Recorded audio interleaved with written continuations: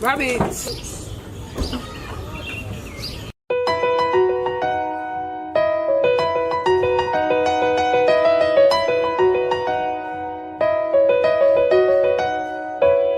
Making my way through the hood with your boo. All his homeboys think I'm cute.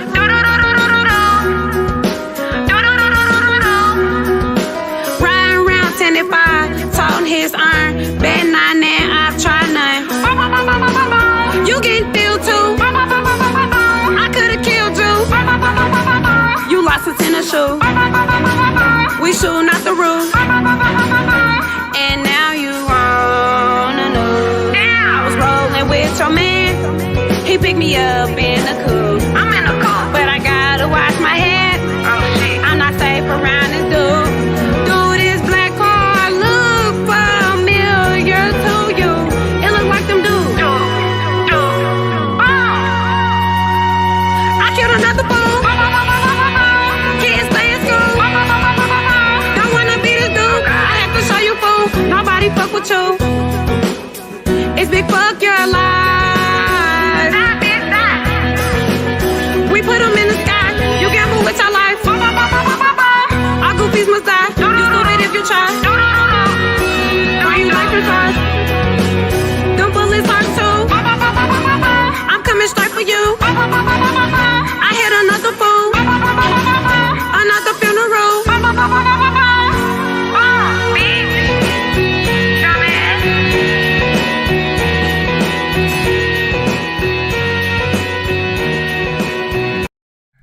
Hi everybody, it's Spike Cohen, your newly crowned Libertarian Party Vice Presidential candidate, Spike Cohen, and I present to you the menagerie that is the Muddied Zoom, starting with Matt Wright, my amazing co-host and heterosexual life partner, Matt Wright, and Jason Lyon. Jason, say something so they can see you. Hey everyone. Jason Lyon, Mr. Miraca, the Bearded Truth, coming soon on Friday. On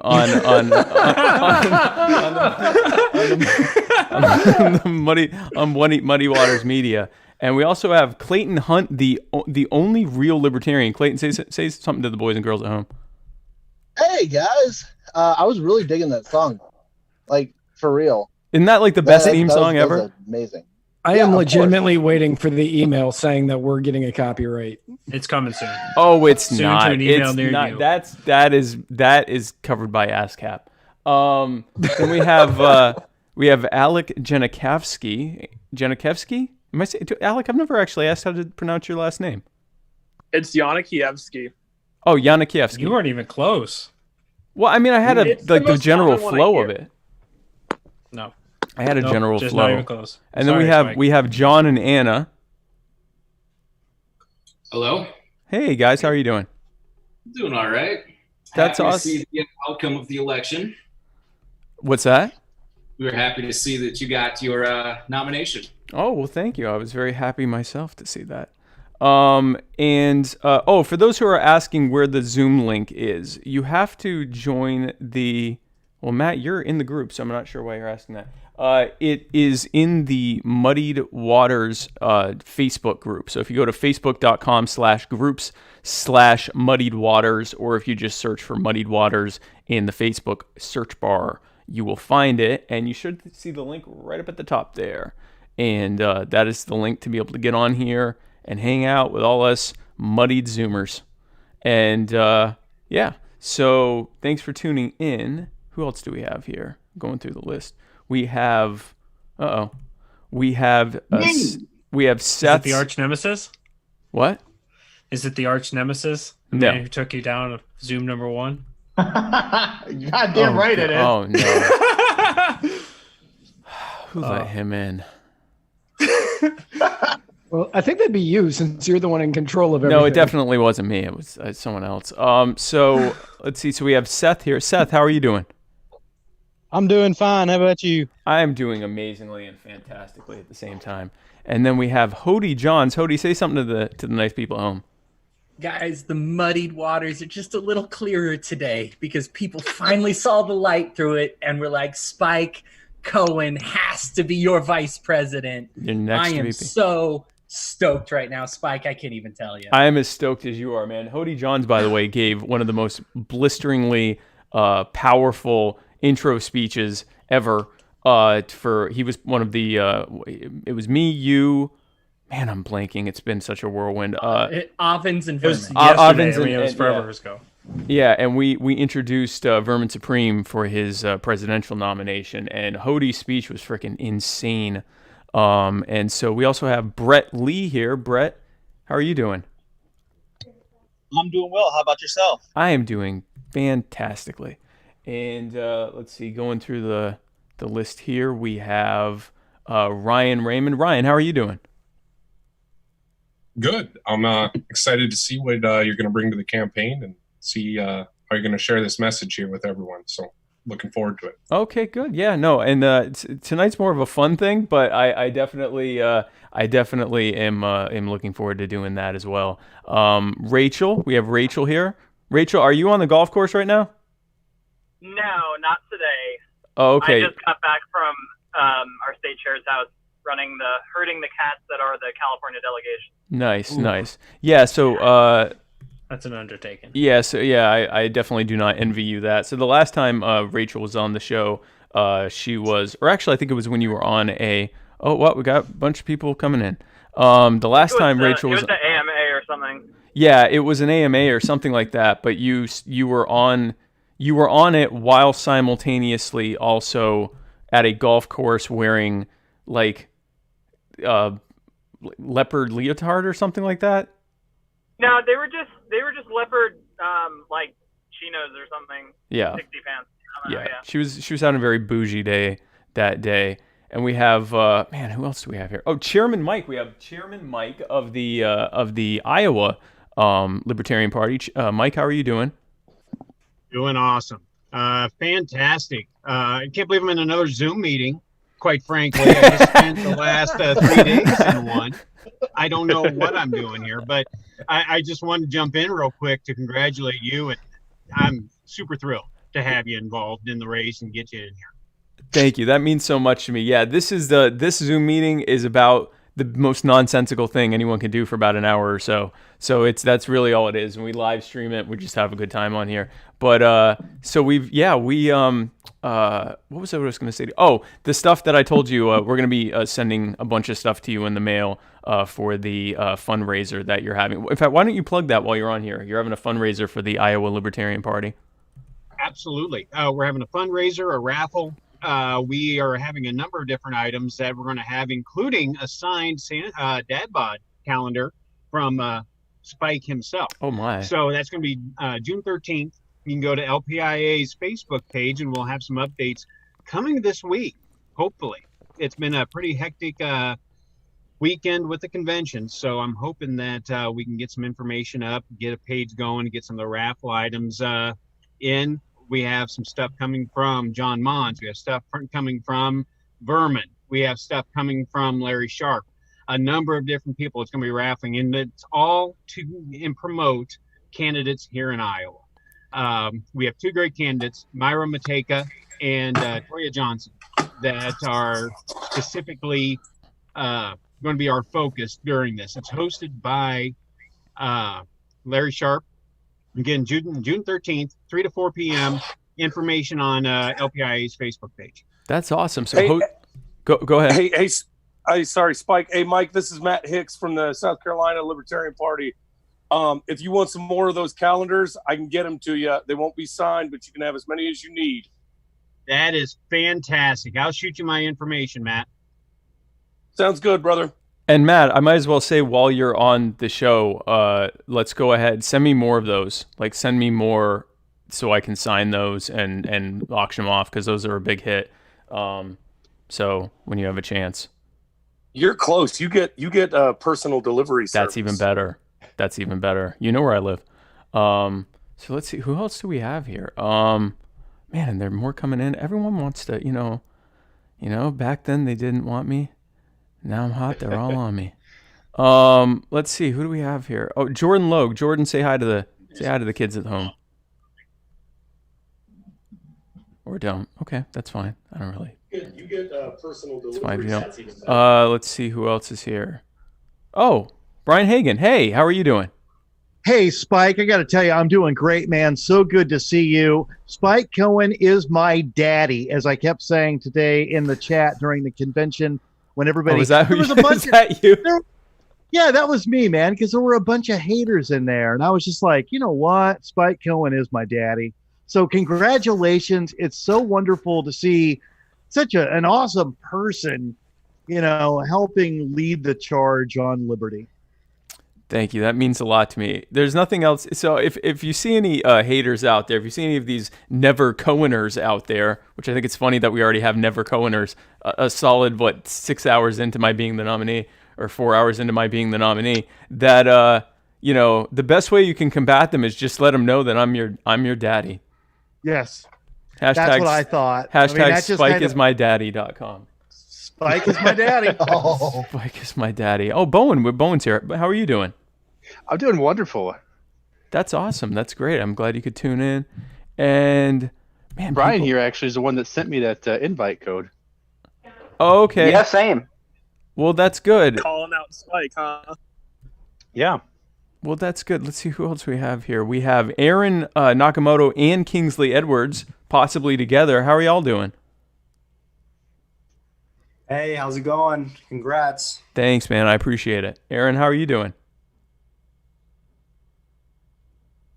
That's fantastic. Sorry about that. My audio was off. But yeah, King and I are in separate parts of our houses. But I just wanted to say congratulations and that we love you, and let us know if there's anything that we can do for you. Oh, thank you. We love you all too. And I've talked with Vermin about the Anarcho Vegas thing, and we're almost assuredly going to be doing that. So thank you guys for tuning in. And let's see what else we got here. I'm here. For God's sakes. Oh, no, we really don't. I mean, what is it? Hi. I'm here. I Yeah. just want to say congratulations. I'm drinking, by the way. Oh, good. And so, what I want, I'm drinking too. I didn't see any never Coheners, but I did see some people who seemed to be confused about whether you had mentioned that you would not serve under another presidential That's a nominee. common thing. Yeah. That's. And if I recall, throughout your entire campaign, you had on repeat that you would be support staff. I think that's what you said. Support staff, yeah. That's the role of the VP. I said that a lot, that the role of the VP is support staff, yeah. I mean, what do they think? Do they think that my friend Spike Cohen is just going to give themselves an easy out by just dropping out when a preferred candidate isn't there because he know that he's been beaten already? That's not my friend Spike. Sure isn't. That's your friend. Sure isn't, everybody. Hey, Aaron Pyle. No, I don't want to talk to you anymore. Hey, Aaron Pyle, how are you doing?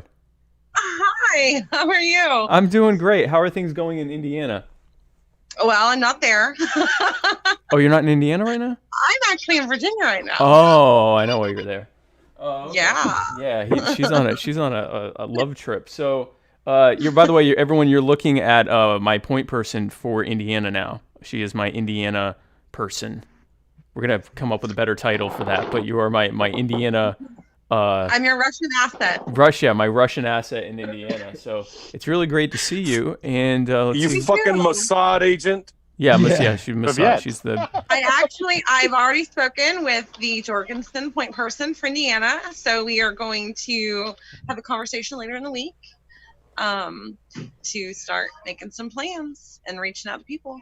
So we're very excited. That's fantastic. I'm very excited for us. And I just want to say I have been so honored to work with you in a different capacity than I have in other campaigns, and to be your friend and to hit on your wife all the time.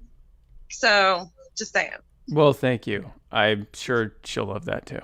No, but congratulations. I am so proud of you.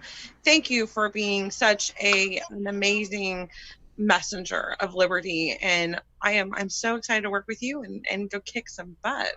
That's the intention. We're going to kick some butt. And when we say kick butt, what we mean is tell people. Yeah, oh, no, definitely not. Definitely not tilapia. What we mean by Shane's that. not here to defend that. That's terrible. Yeah, this is not. We don't do that here. This is not what. This is a family program. We don't do that here. And we'll be kicking the butt. That is the The duopoly. The duopoly. It's the butt of the duopoly. I mean, it's literally just a butt. It's just a butt. It's two because it's a duopoly. So each of the cheeks. I mean, one of their symbols is a butt. Is it really? It's a jacket. Oh, it's an ass. But can I just say that when you were doing the vice president debate, someone commented and was like, "Who does this guy think he is with the microphone right by his head?" And is it the podcast? And I was like, do you know who you're talking about here? You're talking about Muddied Waters Media, Spike Cohen. Exactly. And one day I'm going to get respect about my microphone, and because I'm sick of it. That day is not today, Spike. That's not happening anytime soon. I am. I really went hard against them. I was like, who the fuck do you think you are talking all this shit about us? Well, and that's the thing, exactly. That's the attitude to take. But I'm just sick of it. Like at this point, I'm the vice presidential nominee of the third largest political party in the United States of America. I don't want to hear. Now you have me, and I'm a bulldog, and any campaign I've worked on knows that. And you just got to say sick them, and I'll go bite their ankles. Sick anyone who makes go beat up Stephen Messina. He's a real ankle biter. Stephen Messina lives in. Go find Stephen Messina in North Carolina and go destroy him. I'm right here. So how does it feel to be the presidential nominee of the United States on the third most popular ticket? It feels fantastic. That's what we've all been celebrating in the background. It's like no, I know. We got really quiet. We were all like, "Wait, celebration time?" Well, and it's also crazy because like as soon as it happened. If I hadn't been following it, I would have known because my phone burst into flames almost with all the all of a sudden I got like 60 text messages and 150 Facebook messages and yeah, sorry about that one. Yeah, no, it was mostly you, but also it was like hundreds of friend requests and all this stuff, and I'm like, oh, I think I won. And it's been such a whirlwind. I haven't even had a chance to call. Ken Armstrong or Larry Sharp or John. I loved it. When we were telling you, you were like, "Wait, does this mean I had gains?" You're like, "Right." It's all about the fucking gains, bro. You won. You guys are sharing all these numbers with me, and you're like, "Well, now you're up to 23 you and 14 Mons and 8 Armstrong." I'm like, but what was that compared to last time? And they're like myself and the other people on the team who know what they're looking at. You need us. I know, but I do need you, but I also would have helped. I need a little bit of feedback on like you'd be like, "Yay!" and I'm like, I don't know if this is an improvement. This this could be a worsening. I don't know what's happening. And we sent you funny things. That was to make you happy. That was telling you, "Good job." Oh, okay, well I was happy, but I was also frightened. I was. Well, I just like I said, I just wanted to come and tell you congratulations. I am going to go back to my vacation. We'll end it, but that means I get to start working for you, and I have a couple other things too. So I'm very excited.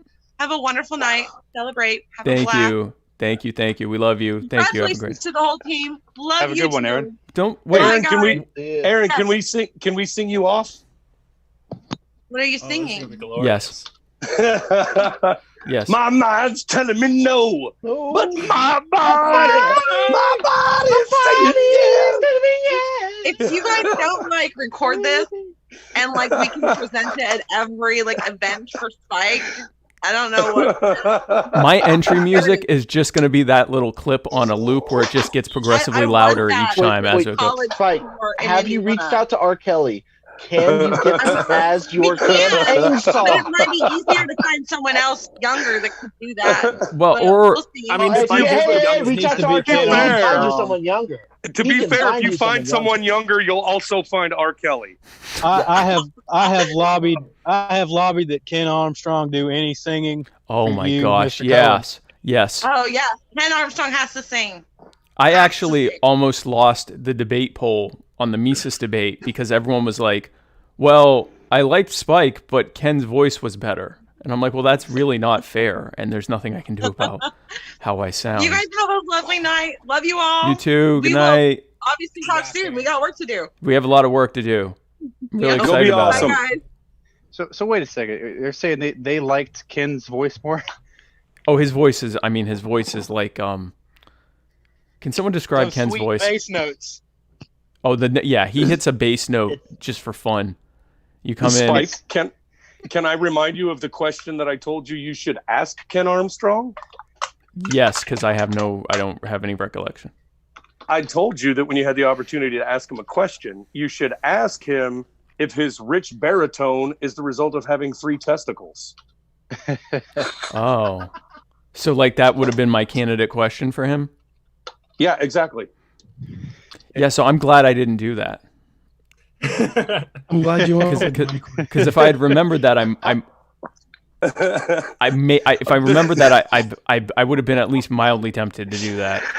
Hey, I need you to know that I have been both high and drunk and hungover since fucking Friday, right? Mm. So pretty much any advice I give you, you should automatically ignore. Right. Or So take, including so- that so advice it's right par now. for the level of course. risk you want to live in. Does this include this advice right now? Do ignore his advice? Yeah, exactly. It's like a double See? negative, so I sort of have Yeah. to listen to you. You find 2 twins on a converging path. That's just the How do we alcohol solve talking. this paradox? Yeah, when you tell me not to listen, that's just the alcohol talking. I don't think I really need to listen to that. Take it for what it's worth. Well, I You've been appreciate warned. that. Well, thank you. So, what else has happened? And I mean that because I really don't know what else has happened. The top comment I've got on a post about you on Facebook is asking if we need to pitch in and buy you some shirts. How can we donate to the campaign? Wait, what? Oh, shit. Why did this become a roast of me? Like I Spike, this will always be a roast of you. Like, let's be real here. Holy shit. Can we go to the Muddy Waters reviews on the Apple podcast thing? You got your ass roasted hard in that. Are we doing that now, Matt, or do you want to do that on the show?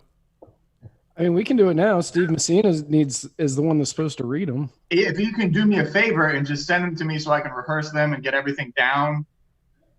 That seems like a lot of work, Steve. There's no amount of rehearsal that's going to make this hurt Spike less. That is way more prepped than anything else on any of our Right. programs that we do. Like we don't do it that way. That's 100% accurate. Like we want you to Sending read it. Anybody information beforehand. We want you to read it live with us. Oh, yeah. Whenever fine. Sierra, I'll send them to you. But yeah, whenever Sierra reads the jokes, I don't let her read them beforehand, so you get like a full reaction out of her. It's nice to be able to see the disgust on her face. Well, and then immediately you then see the disgust on my face that we did that. Yeah, Oh, 'cause Lord, Spike doesn't know I what the can't- jokes are either. I can't help but almost wet myself laughing. They're the best jokes ever. Yeah, well, it's especially funny now because I'm a nominee for public office. That makes it way better when we tell like fetal alcohol syndrome jokes. It's really just the best. It was fun to see political Cohen. Yes. What's that? It was very fun to see political Cohen. Like, the palpable when she was reading it. Oh, political Cohen just regrets doing any of this on a regular basis. Like we were just trying to have fun. I don't even make any money doing this, and hey, I'm just Spike, creating a I'm series not of even political gonna- liabilities for myself. I can't lie. The last time that I spoke during the fucking convention, as soon as Nick Sarwark called on me, I fucking was that close to saying, Matt Hicks here on the Chris Reynolds personal injury attorney calling line. Oh, that would have been funny. Oh, I knew right away. I was like, don't do it, Matt. You're going to be ruled out of order. On the personal injury attorney Chris Reynolds, attorney at law, anchor call-in line. I saw some funny stuff, actually, if I may share with the group. Yes, please do. No.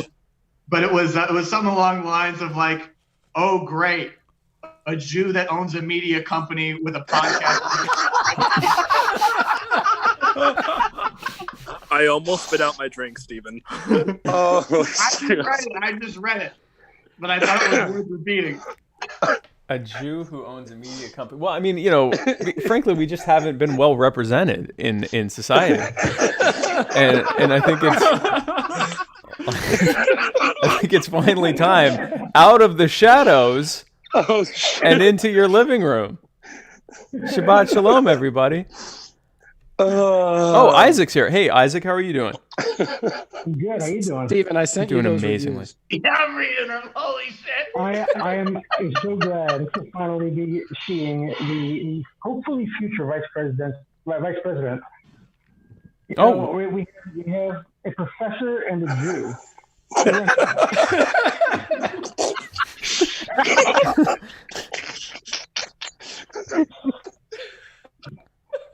So we're just... I actually think that you sound more presidential now than you did before. I think once you got this nomination, you actually do sound like a vice president. It's actually kind of gotten to me.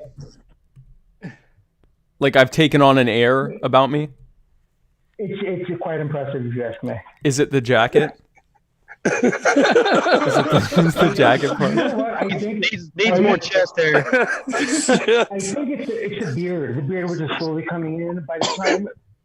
Oh, so my failure to shave before the biggest event of my life.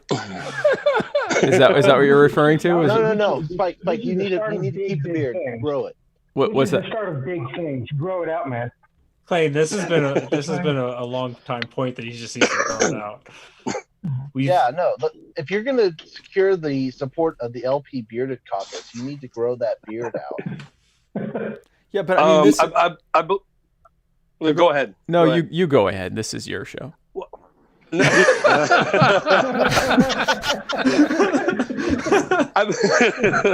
I believe that Stephen Messina is teed up with some of the reviews. Oh, good. Oh, dear. Must I? You want me to jump into the first one? Hey, Go Spike, crazy. I have a request Okay, go ahead. from Rachel. Okay.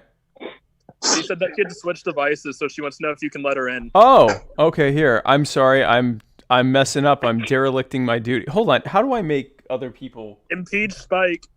Yeah, You must elect Spike so you can impeach him. See, so if I make you might if you want to see me impeached, you have to elect me. What how do I make people No, as chair of this Zoom call. No, Dilatory. this is dilatory. You're all dilatory. You're all being dilatory right now. Stuff on air. You want me to read this first review? Yes, okay, go ahead. Go ahead, read some reviews. Someone who clearly knows you well, by the way. Oh no. This man, Spike Cohen, looks sticky. Thank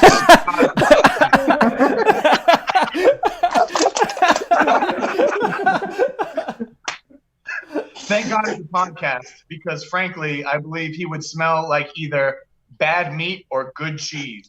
And shrinking pygmy tribes, right? And shrinking pygmy tribes would reject him because of his wildly misshapen dome.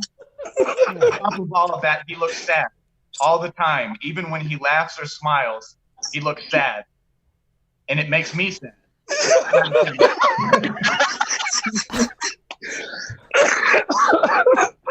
That's obviously from a close personal friend of yours. Yeah, no, that's obviously someone who knows me very well. Yeah, no, that's definitely Somebody with the sick phrenology burn. All right, we ready for number 2? Yeah, I more so than I was before even. Okay. Matt is sexy. His voice is buttery smooth. Spike's voice is rough like sandpaper, and you hear it a lot. I'm like, who is this? He has a few good things to say, but he says, I'm an anarchist, and shut up often between those moments. We get it. You're edgy, man. I've never told anyone to shut up. You tell the police. Maybe I wrote it. Honestly, this is the best thing that's ever happened in my life. All right, let's round it out with number 3 from what I assume is one of Spike's most personal friends. All right. Points of ellipsis. Looks like the nerdy kid in a movie whose best friend is a beautiful girl. I presume that would be me. Friend before the end of their senior year. I didn't get anything after the pretty girl. What was that? Oh, okay, yes. Well, presumably that's a reference to me. But anyway, your best friend. It's like your best friend is a pretty girl, and he desperately tries to get her to see him as more than a friend before the end of their senior year. I mean, that is the theme of the show. That's the theme of that show. It describes our relationship, I think. You're John Cryer. I'm a permanent John Cryer character. That's best night of my life. Congratulations. Looks like he's sticky. I'm not sticky. I see it now. I never saw it until it was read out to me, but now I see it. You know. You don't. This is the power of suggestion. I don't look sticky at all. That's not true. I see a little stickiness. No, I think you're. No, I'm definitely not. You're sticky. sticking to our heart, Spike. You know. Oh, that's nice. I Oh. don't know. There might be some sticky there. Gosh. Okay, good. So what else happened? Again, usually I can tell you stuff that's happened this week, and literally all I know that's happened this week is stuff related to this convention. So I'm certain that more things happen. There's an armed murderer out loose in Pennsylvania with a machete. See, there's a nice story. What's going on with that? No, he's on the run. He just chopped up his neighbor with a machete, and now he's armed and dangerous. But I think the machete's the most dangerous one, honestly. Well, yeah.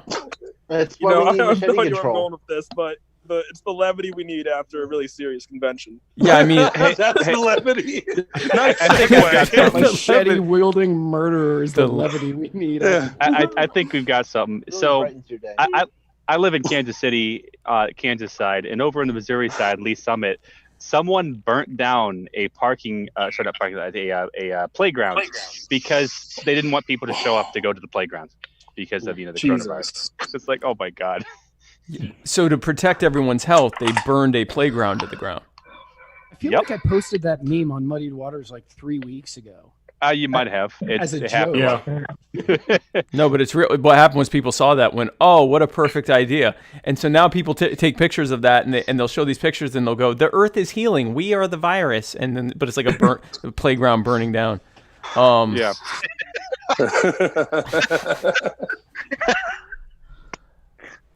Well, that's fantastic. Yeah, see, I just want to comment real quick, though, on the convention. And I think we need a round of applause for Nick's head not exploding in real time, carrying that thing. The only reason I tuned in. I was sitting there just... What's that? I said, did it not explode, though? It didn't, not completely. I mean, it came right to the precipice of explosion, and then he, too, would have been all sticky. I like when Alex Merced jumped in and he was having to deal with the obstructionism from Nick. The dilatory nature of the thing. Yeah. Can I ask a question? Sure. All right. If someone wanted to, for entertainment value, observe that part of the convention, is there like a timestamp that you could refer people to? It's been a hot time. It's the day 3 and just watch like the last hour or hour and a half or something like that. Just look over when you see Alex Merced's face rather than Nick's face, and you should be able to see it. Because that was after the nomination, right? Yeah, that was after. Yeah, the nomination. it was. But I think we're missing the real scandal here, because Alex Merced had a bird in the background, and birds aren't real. So Alex Merced is a pet. You're not right. He's a government agent. Government infiltrating. This is a COINTEL Pro right now in the making. This is MK Ultra. What was that, Jordan? Yeah. I didn't say anything. Oh, well, I saw your... Okay. Someone said something. and I found it intriguing.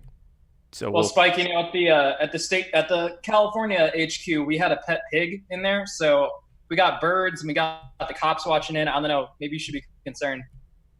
You have a pet pig at the California Libertarian Party headquarters? Our state chair has a pet pig, yeah.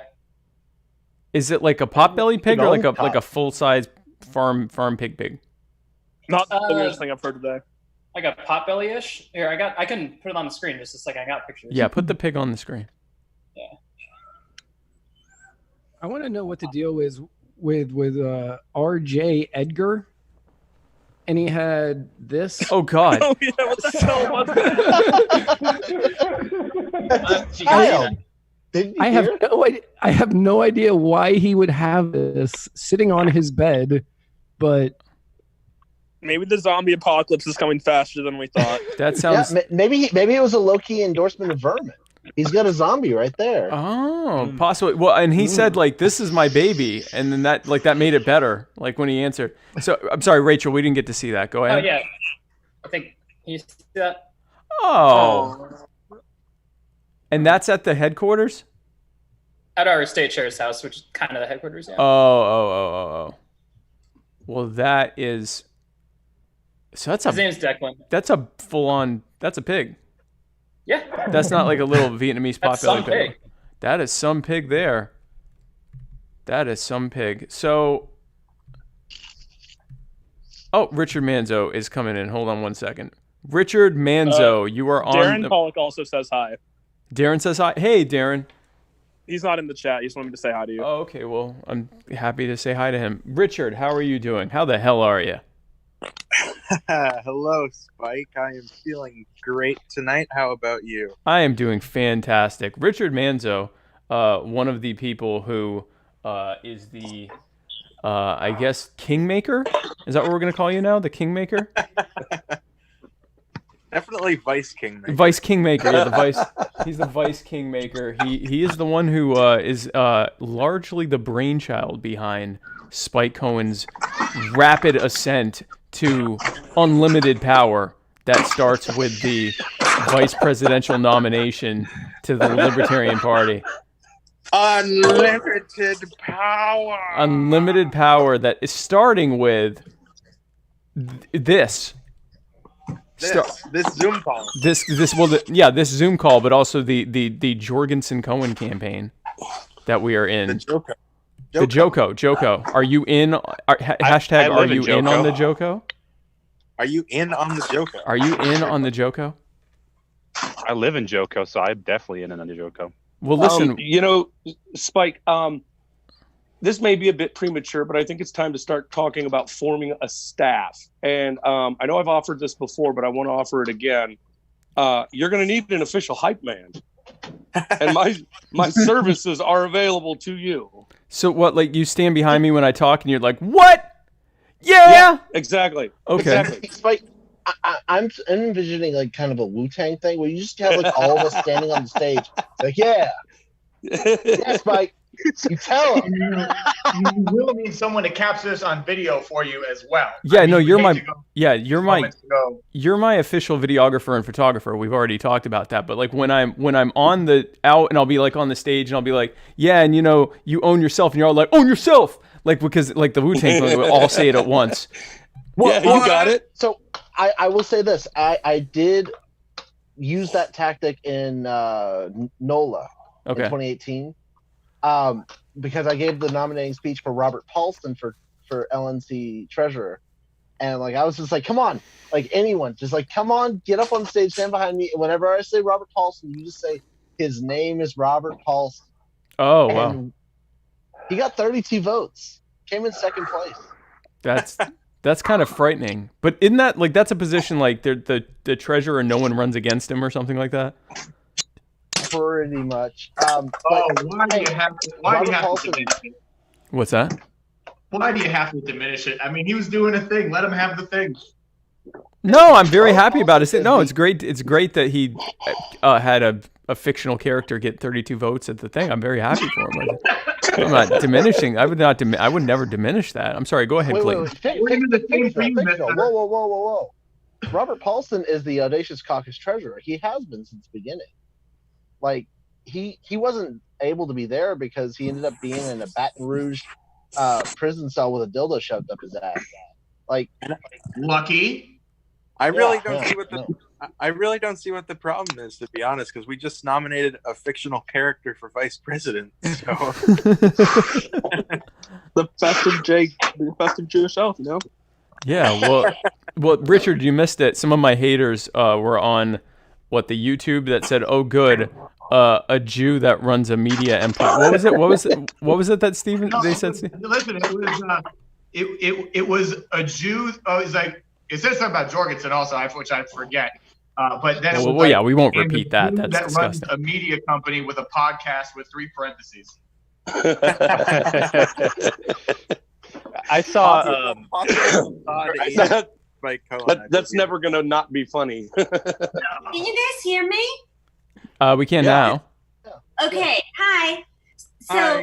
So when this was down to Spike and Mons in the California Slack, somebody was talking about Alabama, and they were like, "So we're gonna find out who they hate more in Alabama, Jews or blacks."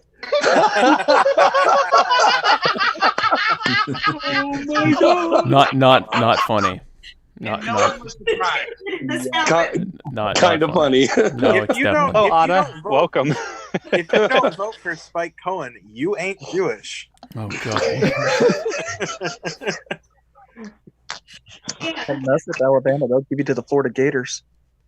Oh yeah, can we make the Florida Gators thing? By the way, shout out to the Alabama Gators who have people that completely ignore them in their own state and travel to another state to feed people to gators in another state. When we got gators who need food right here in Alabama. Right, they just didn't want to pay for liability for that. That's smart. Yeah, but we're losing gator feeding jobs out to Alabama. Like, that's part of my platform now. We're going to put an end to that. We need to localize. First of all, because, I mean, you can hit them both ways. First of all, it's a jobs thing because we need to bring jobs right back here to the Alabama swamps where they belong. And then second of all, it's a carbon footprint thing because now you have to drive them in a truck or something. Make Alabama Gators great again. Make the Alabama swamp great again. Magagga, MAGGA, make Alabama Gators great again. We definitely use some gators over in New York State. We do with some of our politicians. I'm sure you all can appreciate that. Yeah, I'm sure. Well, and the thing is, what the fun thing about gators is once you put them like in a body of water and it's not spring fed, so they can't leave, they just hang out there and get big. Definitely. That's like the good part of them. Oh, and in North Carolina, and there are these gators that are in North Carolina, up in somewhere inland in North Carolina, where they've figured out because they became their access to the river got cut off at some point, but they figured out right before the water freezes, you can look it up. They actually they've learned to, as the water's freezing, to come up just above the water so that their little noses are sticking out so that they can continue breathing while in cryostasis for the winter. And that's when you can go. It's called snoot booping season. You can go out and boop their snoots because there's a bunch of little gator snoots hanging out. But You're so full of shit. No, I swear to God, look it up. I swear to you, that's true. No, look it up. It's a real thing. Snoot booping season. Well, I made that. I call it snoot booping season, but no one else does. But what I'm saying, snoot booping season, is that like weasel stomping day? Is that kind of the same? It's similar. It's just if you wait until March to do it, you might die because there's enough movement. Texas Gators have snoot booping season too, but they don't fall asleep.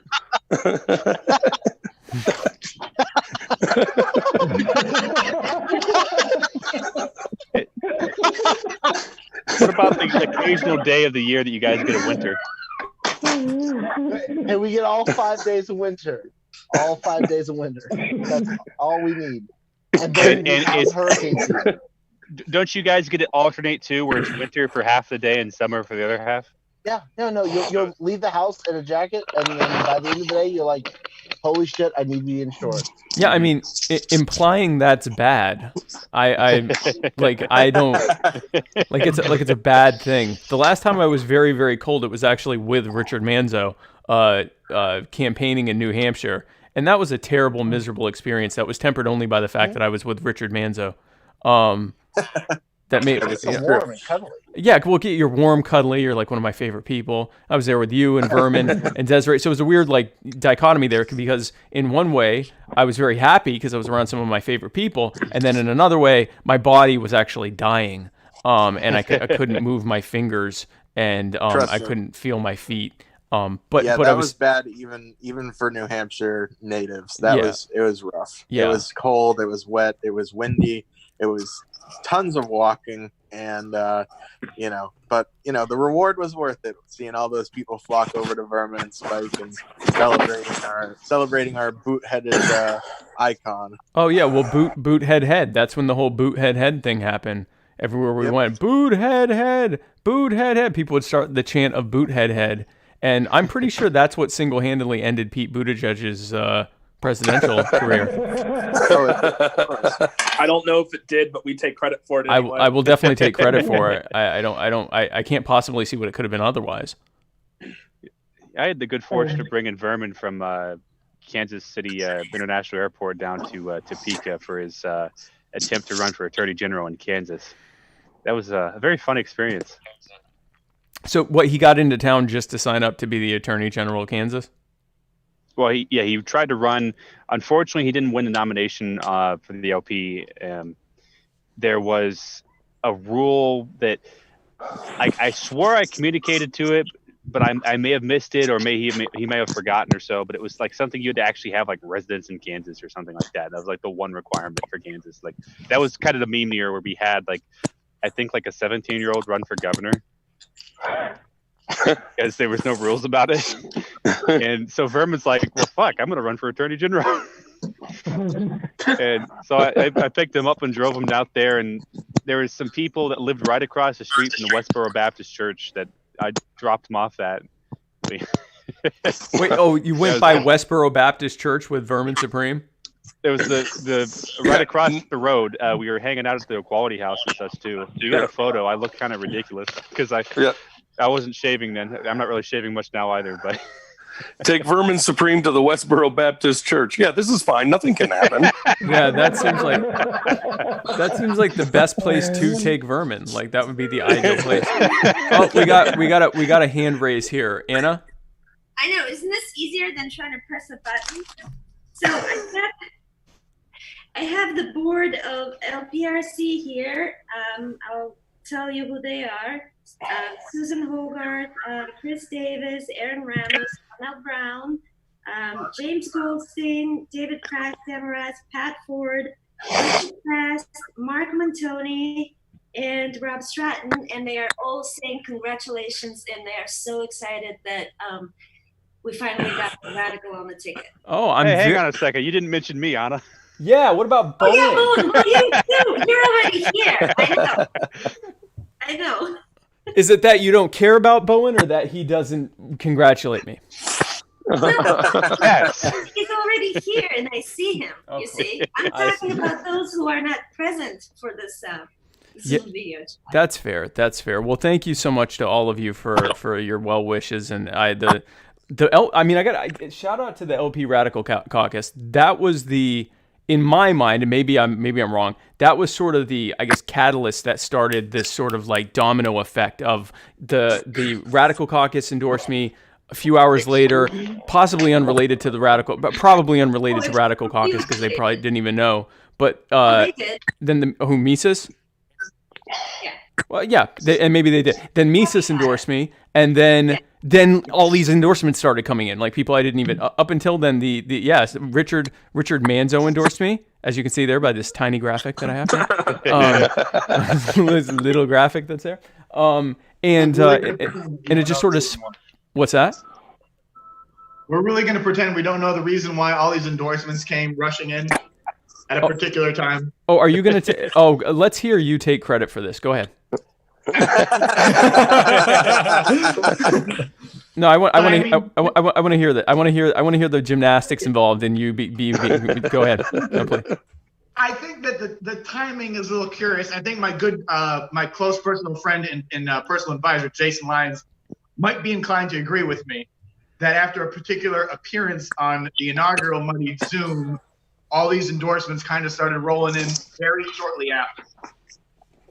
Yeah, in no way was it the major power player caucuses in the party endorsing me. It was definitely you making fun of my mic, which made me move it so that it's not as present in the frame, and I still get shit about it. So that's you moving the microphone is what enabled all those endorsements to come in. Steven obviously has to get this credit.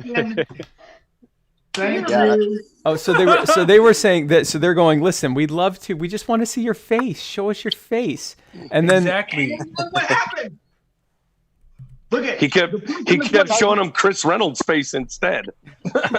I thought that was going to work. Once they saw his face, they're like, "Oh, he looks a little sticky." I thought this was going to work. I thought it was going to be like, "Hey guys, I'm Spike Cohen, and I'm running for office, and I hope you endorse me."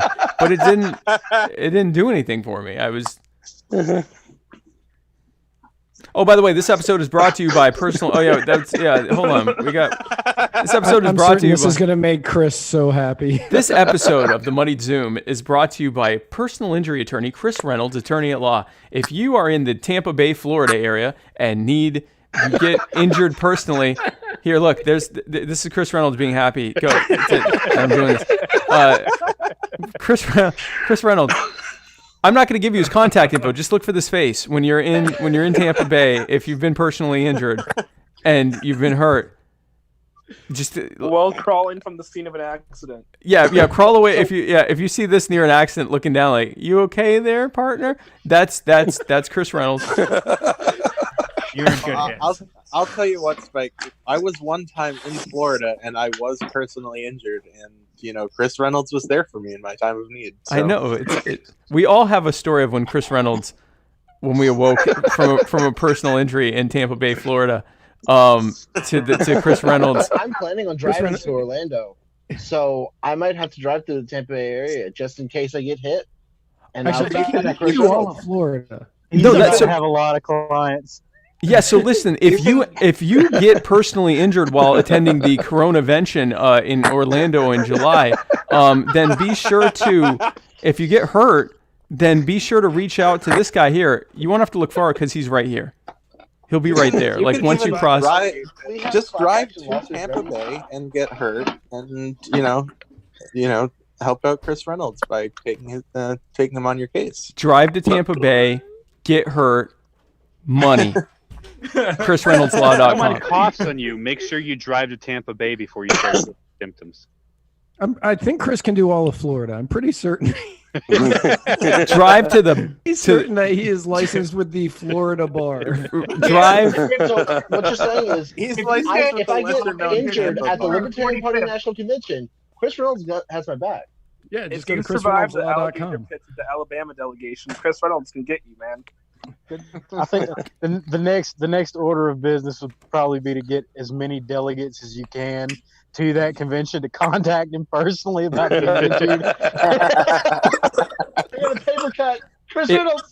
If someone is dilatory to you while you are in the borders of Florida, if you or a loved one has been dilatorified in Florida, even in the Panhandle, even in the Keys, really anywhere within the jurisdiction of Florida, state of Florida, you could contact this man. Again, he will be there. Like you won't. It'll just be like, oh no, I'm being hurt.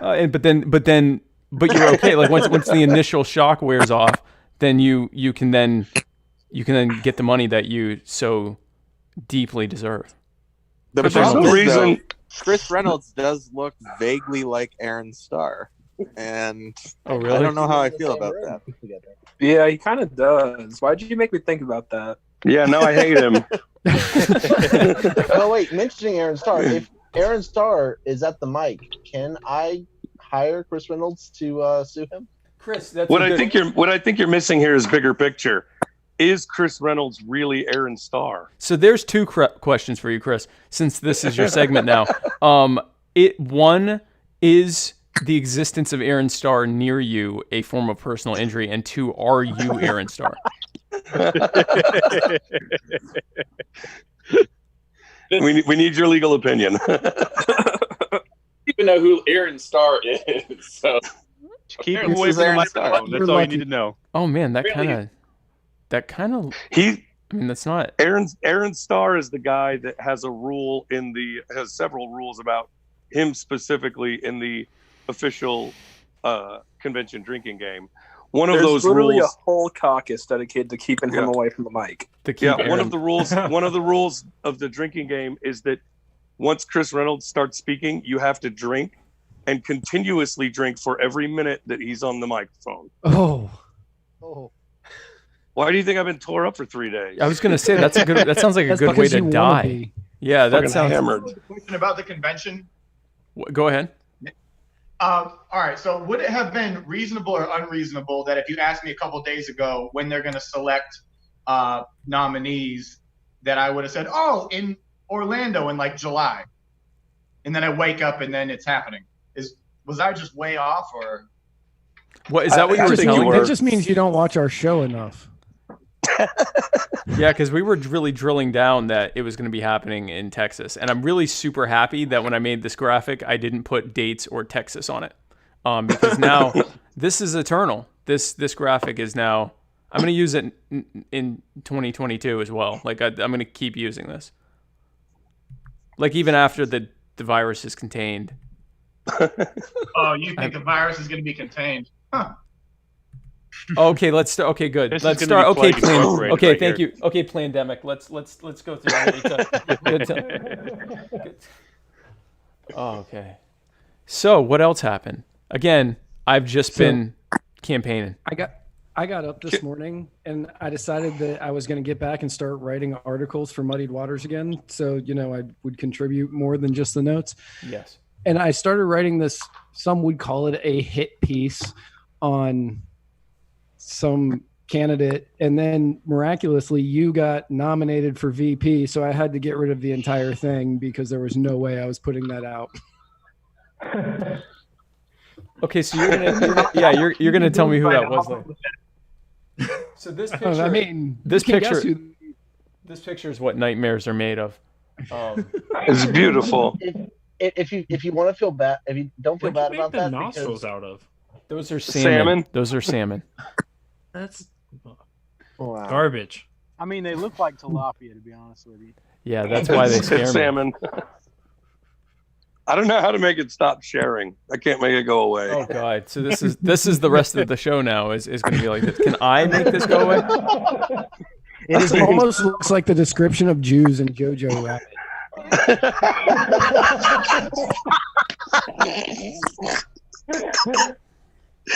Oh, shit.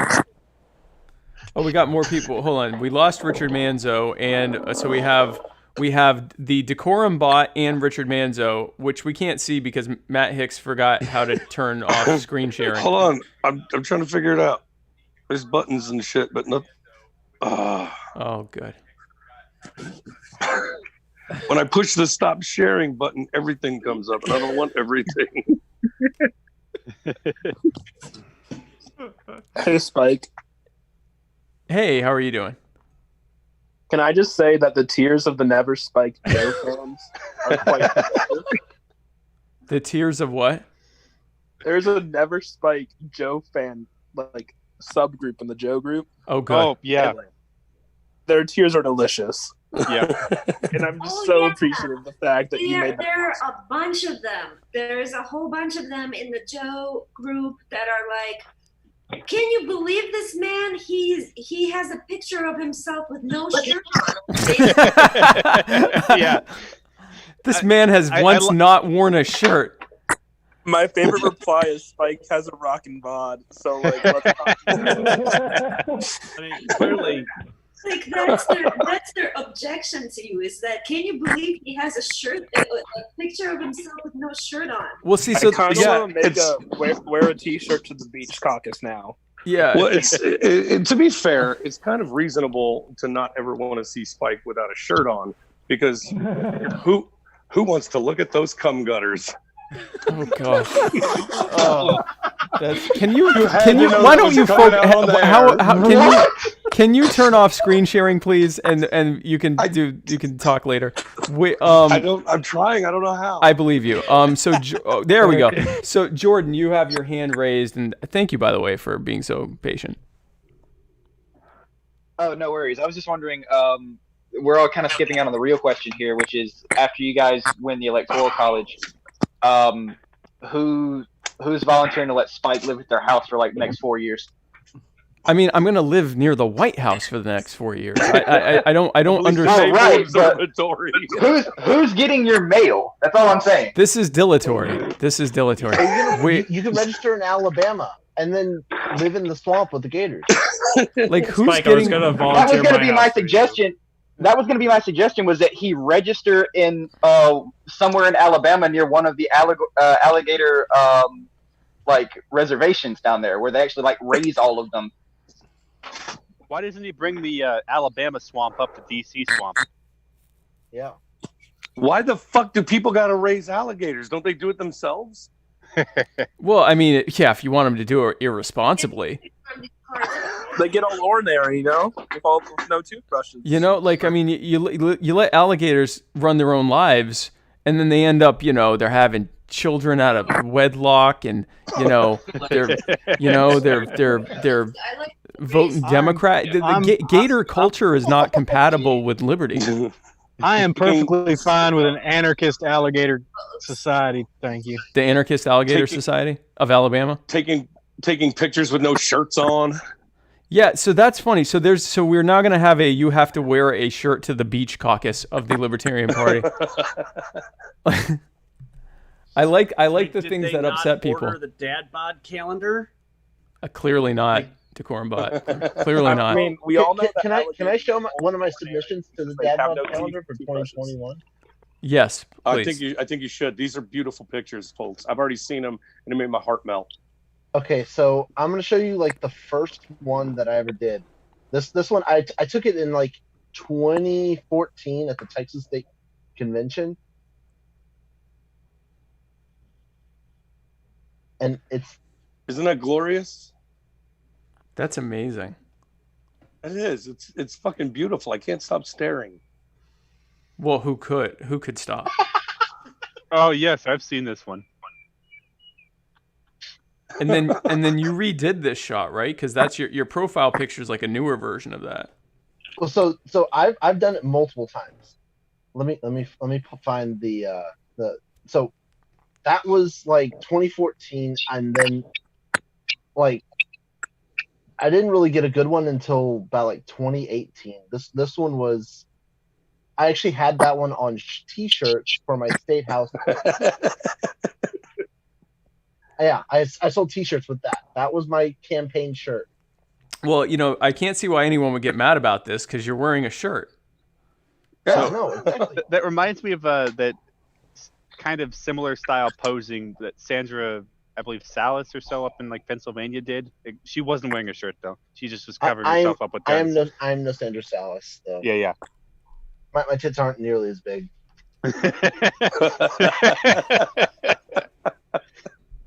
And then, but I mean, you're at least a solid A cup. I'm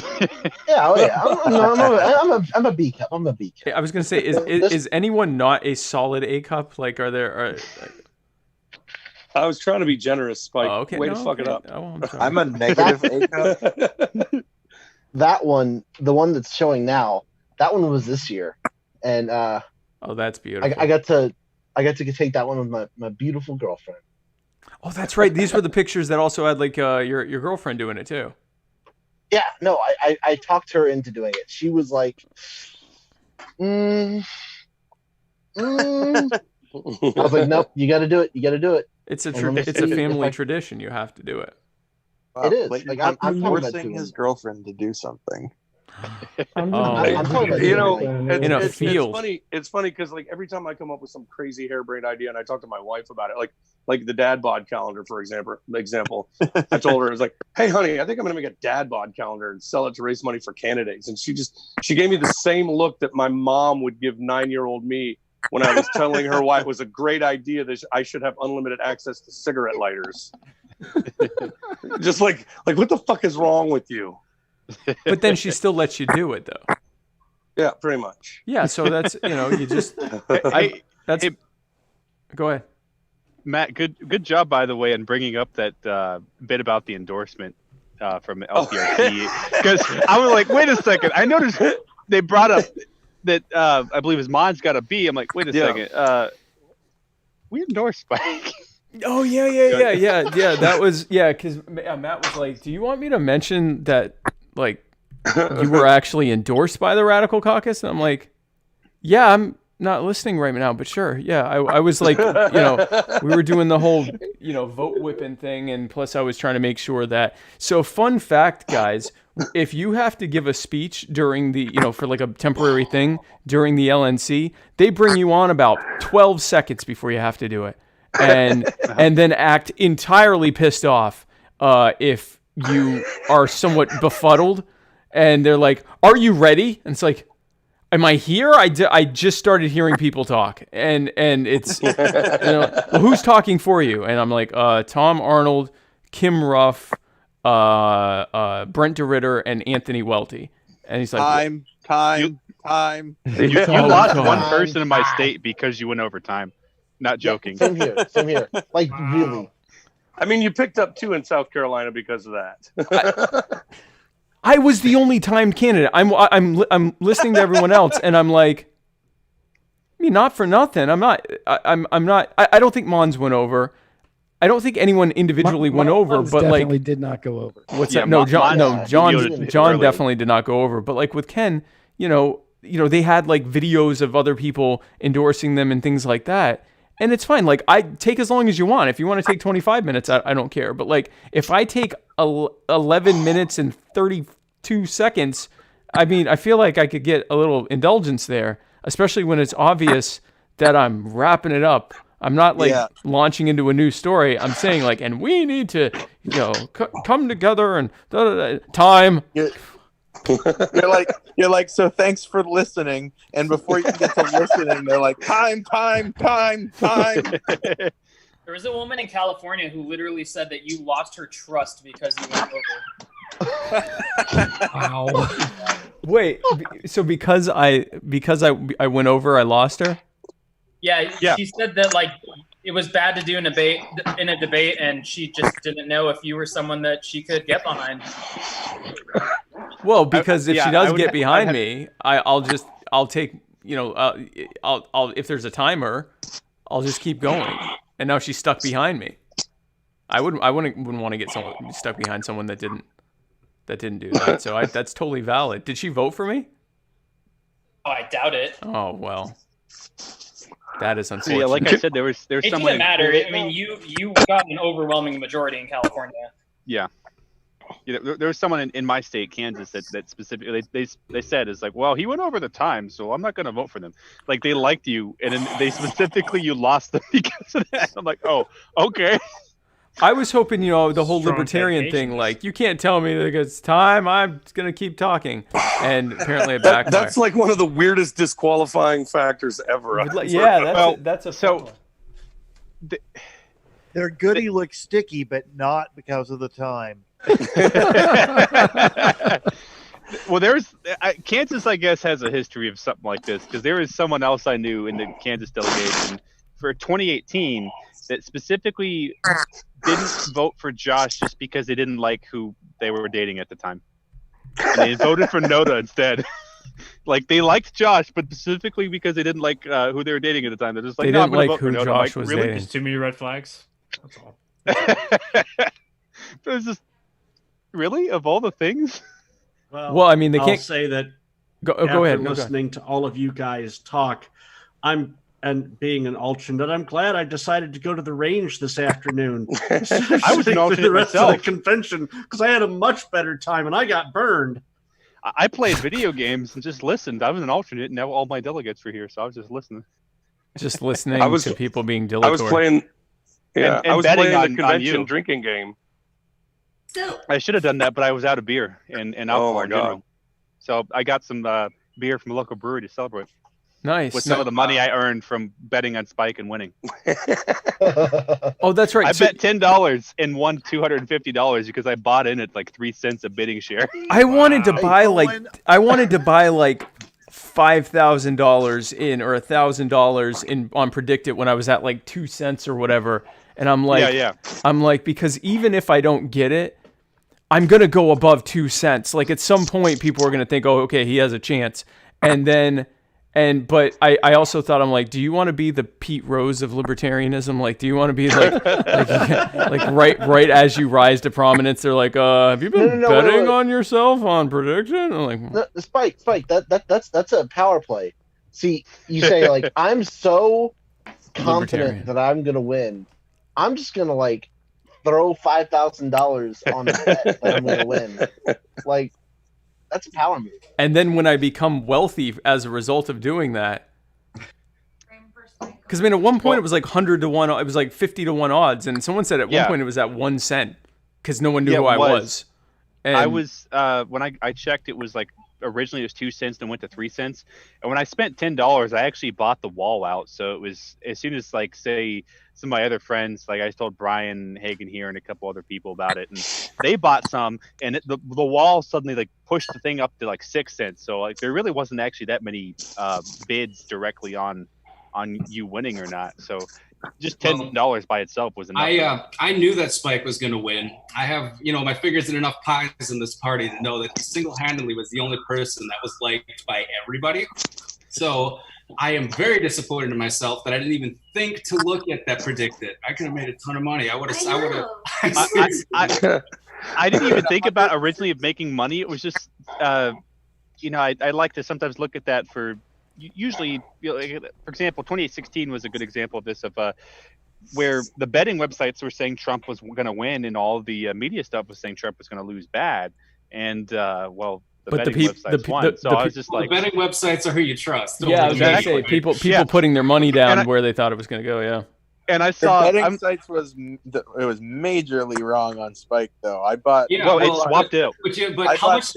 I bought shares of Spike when it was like 4 cents or something like that, and I made $150 today. Nice. Yeah, I made $250. But these betting websites, like the people who create it, like they do research onto, the house, if you will. How much research do you think they really did looking into the Libertarian Party? Clearly not much. Did people have to fight to get Spike on it in the first place? Well, I mean, how much research can one do other than going on like Lpedia and thumbing through there and going, oh, well, that's 2 cents. Like I knew I was going to win only because it is, part of my character arc that this happens. Well, at the time, Mons had like 85 cents for winning. And Armstrong had like 15-20 cents. I was actually surprised though how close it was with Mons. My personal prediction was that you were going to get like 60%. Probably thereabout. Yeah, everyone was like, "You're gonna kill it in the first round," and I'm like, "I'm pretty sure you're wrong." No. I got a little anxious there after telling everyone about, I'm gonna probably win $250 here, and then all of a sudden it's like close. I'm like, oh shit. Yep. Oh man. Well, I did believe it was kind of an uphill fight because I've been around the Libertarian Party long enough to be disappointed by them enough times. Yeah, right. Well, I here's sent this amazing candidate to you. Yeah, I like that part where I sent that meme to you that I had created, and you're like, "Wait, I've seen this before." Oh gosh, yeah. Hold on, let me pull that up. 10 minutes ago. Hold on. I just sent it to Clayton Hunt because I know you'd appreciate it. But hold on. Oh yeah. No, I've got that one saved. Yeah, I made that. Like I just thought of it, and then I forgot about it for like an hour or two, and I'm like, "Oh shit, I should make that." The one thing you did forget one. Huh. The most important nomination, the one that really did secure Spike the nomination. What was that? The only real libertarian. That's it. Yeah, I tried to keep maybe one-ish per caucus, but. Hold on. I don't see Top Fan on there though. Spike's gonna have to continue Well, support. he's not yet. You can recognize that Spike got his Mises Caucus endorsement after the radicals put their foot down and said Spike is bust. Yeah, that's the meme I'd kind of created just haphazardly. Yeah, no, I loved it. I shared it like all over the place the second you made it. I really like what you did with the Frank caucus. Yeah, the Frank caucus, that blowjack back there. Yeah. Oh my God, I was Made my whipping heart votes in warm. Texas. I was whipping votes in Texas, and there was a lot of very pragmatic individuals, and that is very accurate on a certain level. So, I mean, okay, brief rant time. As a radical who doesn't necessarily love the Prags, how many times are we going to pick a milquetoast duopoly-esque candidate that fits in with the mix and get 3%? Are we going to do Every it for, time? Like, Obviously, we're not going to get 3% this time unless it's on the back. Realize it's not working. 2%. Hey, can you guys do me a favor and bring that meme back up for a second? Oh, okay, hold on. Yeah, Hi Matt has a question. Zoom in, if you will, and somebody explain to me why the hell Spike Cohen is endorsing himself. That's part of the joke. Hey, if Spike doesn't believe in himself, the rest of us. I believe he'd give himself an A, which is basically like an endorsement. I think that is in reference to me endorsing myself with all of my fake caucuses that I've created. Because I did receive the. But the Libertarian Waffle House caucus is real, and it is real, and I actually I did not endorse myself with that caucus because that's actually a growing caucus that is prominent within the party, and I thought, well, I don't want to throw my weight around as the founder, head, XCOM, and judicial committee of the Waffle House caucus. I didn't want to be throwing my weight around and being seen as doing favoritism. So I was going to do a poll, but then I was worried I was going to lose it, so I didn't do it. I didn't do it. So I was just like, we'll just stay neutral. My girlfriend is watching. I did send her the link. Oh, good. And I think now she realizes why she probably hates you now because I've taken her to Waffle House so many times. No, this is a show where people learn to hate me. This I actually didn't do a show the week before the endorsement, because the nomination, because I thought that would probably hurt my chances. Seth, you have your hand raised. Yeah, I'd like to bring up a something that I've noticed. You avoid every single sports-related question from Mr. Chris Reynolds. Oh God. on your podcast, but you are so willing to throw out a Pete Rose reference. And I will say this: Pete Rose deserves to be in the Hall of Fame, and Spike Cohen deserves to be our vice president. Well, that means a lot. Thank you so much. I agree. Just because of the thing you said about me. Pete Rose deserves to be in the Hall of Fame more than Spike Cohen deserves to be our vice president. See, now I don't like where you're taking it. I think debatable. That's debatable. Yeah, that's dilatory. So, Hody, you haven't. I know you. Do you have something to say? I always like hearing you when you have something to say, Hody. I'm just enjoying the whole experience. I don't like to take up too much screen time. You're having fun. Honestly, if I were you, I'd be exhausted and I just crave silence. I would just be like, please, I just need to be alone. You got to be tired, right? If I was going to ask a question, it was going to be, how does Spike Cohen veg? How do you recharge your batteries when it's time to recharge your batteries? I sleep. Hody's asking the good question. Yeah, Hody is always with the self-care questions, which are welcome, but also I have to bury them back down because I don't have time for wellness right now. I don't have time to care for myself. I gotta. This part of it's my character arc. I gotta become all powerful by December. I'll ask you in 7 months. Then we'll be. Ask me in 7 months. I'll have some time. Okay. I used to, and I know this is a great sin. I used to work for the Republican Party. I used to help people work on campaigns, and do spend time on self if you need to. I promise you, this shit will tire you out. Just saying. That is true. Be prepared to take some personal Seconded. And don't be ashamed to. Okay, so you have you have presented a motion which apparently for some reason has been seconded. Are we noted? I object. I object to the consideration of the question. Your objection is ruled not in order. I challenge rule in the chair. Point of information. Would you like? Okay. Dilatory. Okay. Gavel. All right. Wait. Miss Harlow, 10 more minutes, Mr. Chair. Yeah, Please point of to tabulate the votes. Okay. Wait. Your point of information, Miss Moshishvili. My point. It's actually a point of personal privilege. Oh, no. Can somebody please tell Richard to accept my friend request? Richard Manzo. Yes, Richard, please accept. Yes, I believe I have now done that, and okay. Your point of privilege is now out of order. It's out of order now. I have taken the gavel from Spike. Yeah, and, here I don't have. I just have a stuffed narwhal that like so. Hey, don't abuse Stabby like that. I know I feel bad as I'm doing this. Hold on, I have a bottle of water. This is gonna end up all over me. But Spike, as your official hype man, when you eventually do have your meltdown for lack of self-care, right? I promise that I'll stand in the background and clench my fists and scream at the sky. At what cost?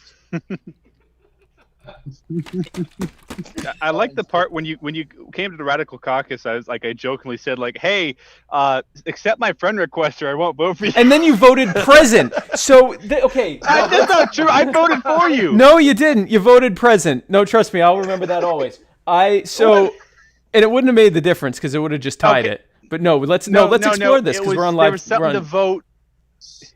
And you waited a long time. You went, and I'm like, this guy is about to vote no because I didn't accept his friend request. No. And he's like, he said something about the motion at the time. I was like, I don't really like this with how they were doing it. He said present, and I'm like, at the same time, really? I didn't want to vote no because I like you, but it was like at the time it was something was off about it. I think we were deciding whether we were going to do grading. The grading system, yeah. So then I accepted your friend request and said, all right, I'll be at the next meeting. Like it was. Oh gosh. Like, how many meetings of LPRC did you attend with us? All of them. Just the one, honestly. I was. It felt like all of them. I was. Yeah, I mean, I was present in spirit. Too. Yeah, I mean, I was present in spirit heavily, like haunting them. But in terms of actually physically present, I was only at I wasn't. I guess physically, I was on the Zoom call once, and I was on none of the other things. What's that? It's a tough 2 hours. You see Joe Jorgensen bragging about getting a B. That's how tough it is to get graded by the Radical. Yeah. Speaking of Joe Jorgensen, Spike, you might want to take a look at Messenger at the image that I just sent you and share it with the panel. Wait, well, let me look first before I decide to share it with the panel. I think that's wise. No, you can't. And also, you can't do Spike, that. according to my girlfriend, she doesn't hate you, but she will feed you crunchy eggs when she sees you. She'll feed Hey, me at least what? she's not feeding you to the gators in Florida. In the meantime, take a look at this picture. I made this essentially just to congratulate Spike. That's a great picture. That actually looks better than the current thing. Hold on. I made it just to congratulate Spike, specifically with his name bigger because he had just won. They're adopting this apparently as the logo, and now they're mad at Chrissy Wickers for it because she's the one who took it and put it into the Ohio group. It was never meant to be campaign art. I was just trying to say congratulations to my friend. Well, and you were just making it. You were just making it the same width, and I have fewer letters, so it wasn't like a conspiracy. I see what happened. I mean, the Cohen bigger there. That's clearly a slap. Favoritism. It's Zionism, is what it is. It was just meant to congratulate him because he had literally just won. Well, I hope that everyone who's involved in Spike and Joe's campaign understands that these small little things we're laughing about are about to become a huge reality in the national war ground. You can't make a small choice that isn't nitpicked when you're on the national stage. Well, then they're going to have fun with me because I make a series of really bad small choices. My life is essentially a one bad small choice after the next. The big stuff I tend to nail. The small ones I ruined constantly. They're definitely going to be. It's going to be fodder for me. But I'm kind of, it's going to be similar to Trump, where I become scandal proof over time because I just keep gaffing, and eventually they're like, okay, well, he's just like enough that. scandals that they I unironically say yes to that. Yeah, no, I literally just keep failing, but only just enough where people are like, well, I mean, you can't ruin him because of that. So, I mean, but and then over time, it's like an inoculation. Over time, you get a buildup in an immunity, and you're like, yeah, but he's just like that. And like I come in, I'm like, hey, everybody, and they're like, I believe they call that the Trump effect. The Trump effect. If you get shot with enough 22 bullets, eventually you'll build an immunity to 50 caliber bullets. That's right. I mean, look at Joe Biden. He's been making all these stupid gaffes forever, and now he can get away with digitally penetrating staffers. Wait, who is sharing this? Have been fired. It was just posted in the Muddied Waters Media group. I love it. Guys, this is that actually might be my next cover photo on Facebook. That's amazing. Like this Joe too. Well, I saw this earlier. It is 100% going to become my profile picture for the entire campaign. I saw this earlier since you're involved, obviously with the Jorgensen campaign now. Right. Is someone posted this it was Rachel Blackflyer actually. She posted this in the Jorgensen 2020 group. Is there are Biden supporters trying to say that Jorgensen and anyone supports them is a Russian bot because this information was posted at 1 a.m. Oh yeah, I saw. It's like, oh my god. Yeah, because no one's awake at 1 a.m. Yeah. I used to during work a evening quarantine. shifts.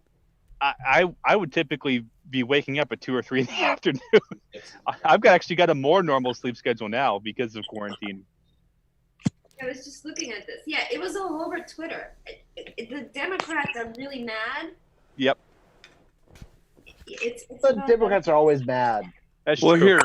here. This is for all of your viewers. In Oh TV yeah, land that possible didn't see Mossad this. agent. Yeah, I saw that. Yeah, yeah, VP nominee. I'm engaged to the leader of the Russian spy caucus, so I'm cool with outside intervention. Right, you're actually with an actual Russian spy, whereas I'm just being accused of one by virtue of something. Well, you'd be a lot cooler if you were a Mossad agent. I actually got accused of being the real Vermin Supreme. Yeah, some crazy blue wave. Vote blue, always never. Whatever the fuck. blue never always. From I forgot what state she's from, but she was North crazy. Carolina. She's from North Carolina. Yeah. Oh, yeah. And when Vermin Supreme registered there for the primary, she lost her mind and went on. And she kept saying, "I'm an attorney," and I'm like, "Well, you can't read documents because you've taken the fact that Clayton's address was listed on his FEC filing because you're with the campaign." I was like the original treasurer. Yeah, you were the treasurer before Mike. And she's like, his real name is Clayton Hunt, and he lives in Texas. And it was like, read what the thing says. It says the treasurer, not him. And like, we submitted, we were like, Vermin Love Supreme's been his legal name for 30 years or whatever it is. That was that insane lady that was like threatening to file lawsuits, right? Yeah. She was threatening to file. Could I? Go ahead. If she does end up filing a lawsuit, could Chris Reynolds, attorney at law? That's an excellent question. So, Chris, is that a personal injury, and could you represent Clayton in that? Defamation. That deals with other issues, but I do other stuff, not just personal injury. But for purposes, we like to keep it. So she's in North Carolina and he's in Texas. Florida being a natural halfway point between those, you could represent him, right? Yeah, that's how long. Good. Okay, so then Clayton, I got some fantastic news for you. All you have to do is look for this face when you wake up in the morning. Over you. It'll be easy. Didn't you have 2 questions for Mr. Reynolds earlier? Yeah, I asked him. I don't remember what they were, but I asked. About Aaron Starr? Yeah, I said... He said he didn't know who Aaron Starr was. Yeah, he said he didn't know, so he couldn't answer. It seemed kind of dilatory, but whatever. He's notoriously dilatory. Oh, man. Dilatory. So you have to understand, he's in my state, so if we had that Slack channel, he was the majority of the whole Slack conversation. He's unbearable. My first experience with Aaron Starr was the LNC had a meeting in Kansas City, And then because of that, they also had it was either a bylaws or platform committee meeting. I do not remember at the time, but I went to it. Karen Ann was in there, Aaron Starr, several other people. I just showed up. I just wanted to see what was going on, and I just saw Aaron Starr, and I thought, wow, this guy's kind of an asshole. And you sons of bitches in California keep re-electing him to your delegation. And there was like 6 people in there, so you got to see the full extent of it too. He already takes up enough time when he's one person out of 10. What was it, like 1,024 or something delegates or something? Well, imagine 1 in 6 or 1 in 8 or whatever like that. Well, let's also not forget about Scotty Bowman. He's from the Michigan delegation, and so I was in the Slack channel. I just want to say, right. The head of our chair of our delegation was like, dude, shut up. Stop raising points of order. Just stop. And he just kept going. I remember there was one time it was like, oh God, here comes another Aaron Starr, point. And it was like, holy shit, he actually had a good point for once. He had a good point for once, right? That's one time, yeah, out of like 20. Well, that's the problem. Is that one out of 20? He does. He's just so long-winded, and he just can't stop talking ever.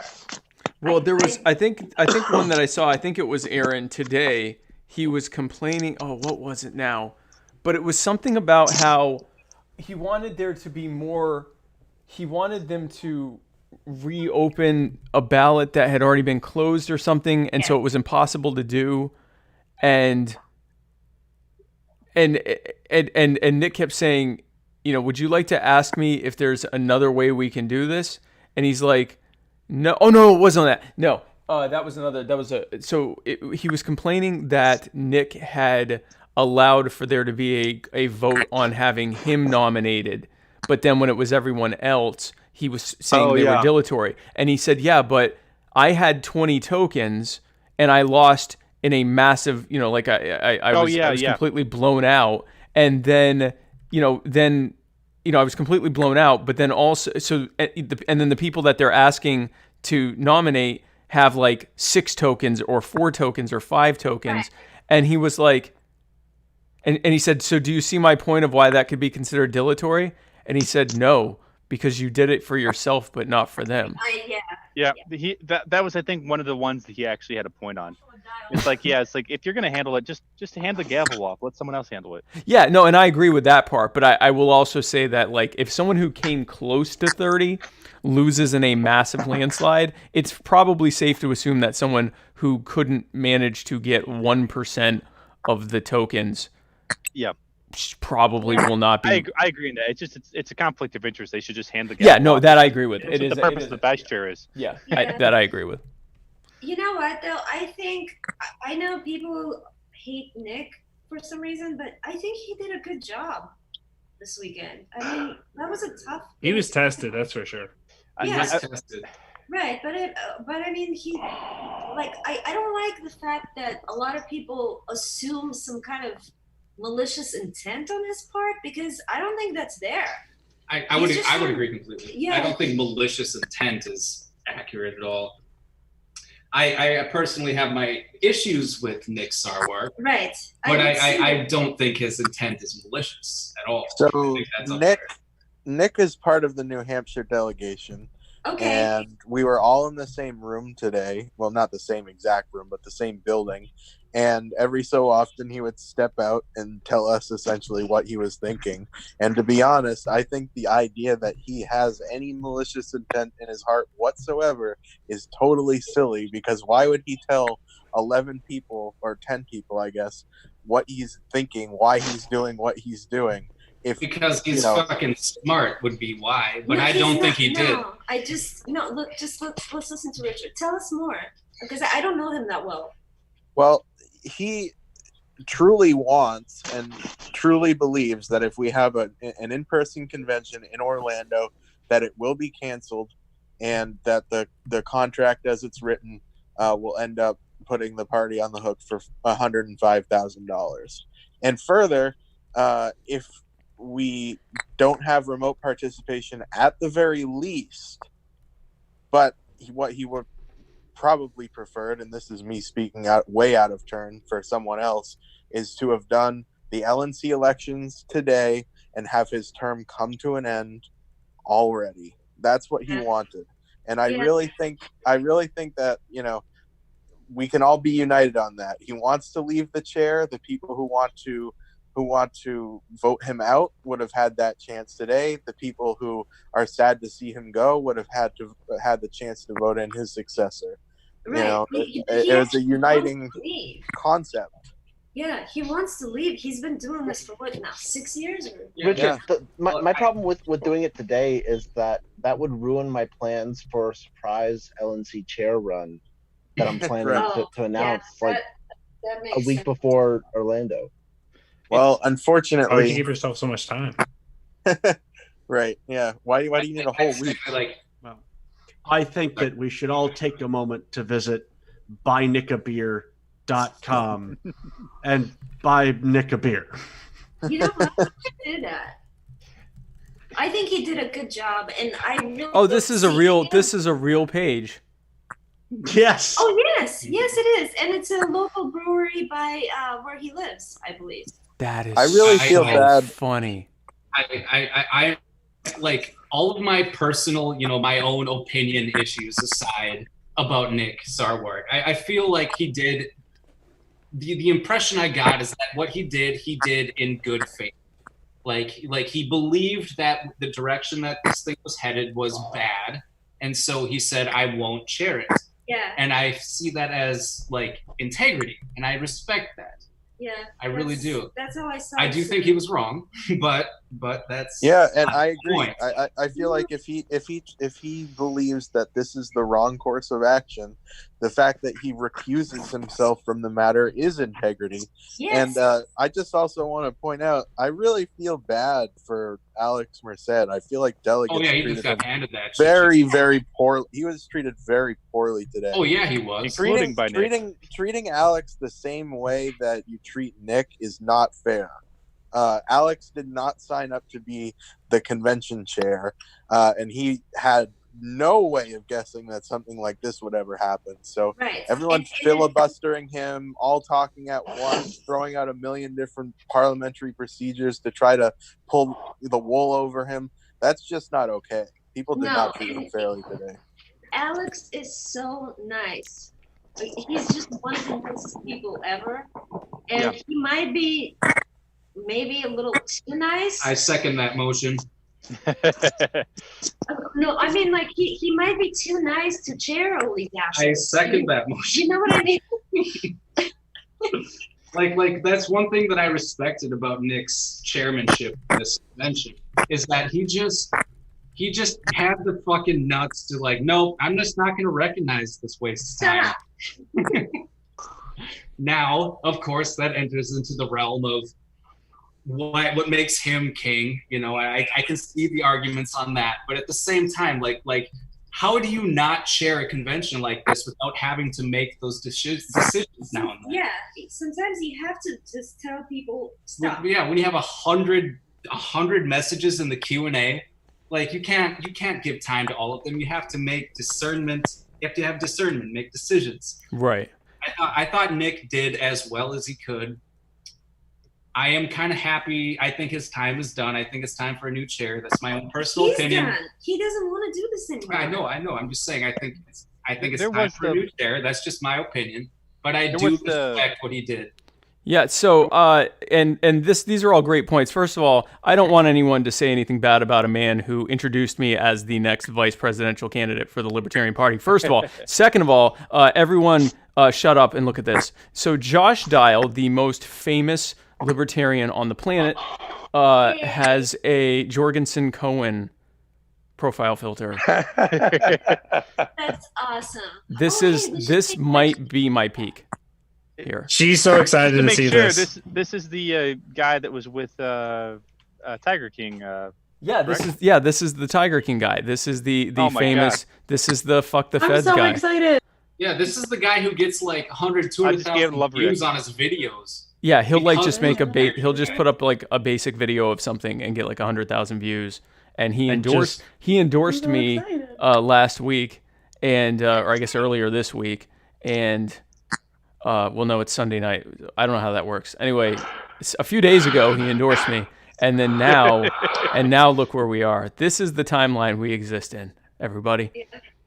And that's. I'm glad this is your peak. Your peaks are way higher than my peaks. I feel like I don't want to call this a peak. I feel like this is it might be a peak, but I feel like we're only going up from here. I love that we're using this is the beginning. Yeah, this is the beginning. Can I just say that? Yeah. This is not your peak. This is not the Libertarians' peak. I've seen people posting on Facebook and in Slack and stuff saying things like, "This is our moment. We have to seize this moment." And in my opinion, like, yeah, we do need to seize this moment, but no, this isn't our moment. This is the beginning. Gotta love that care reaction.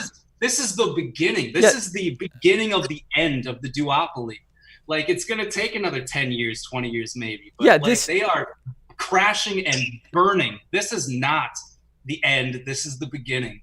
Yeah, this is not hold on. This is not their this is not, this is not their, this is my moment.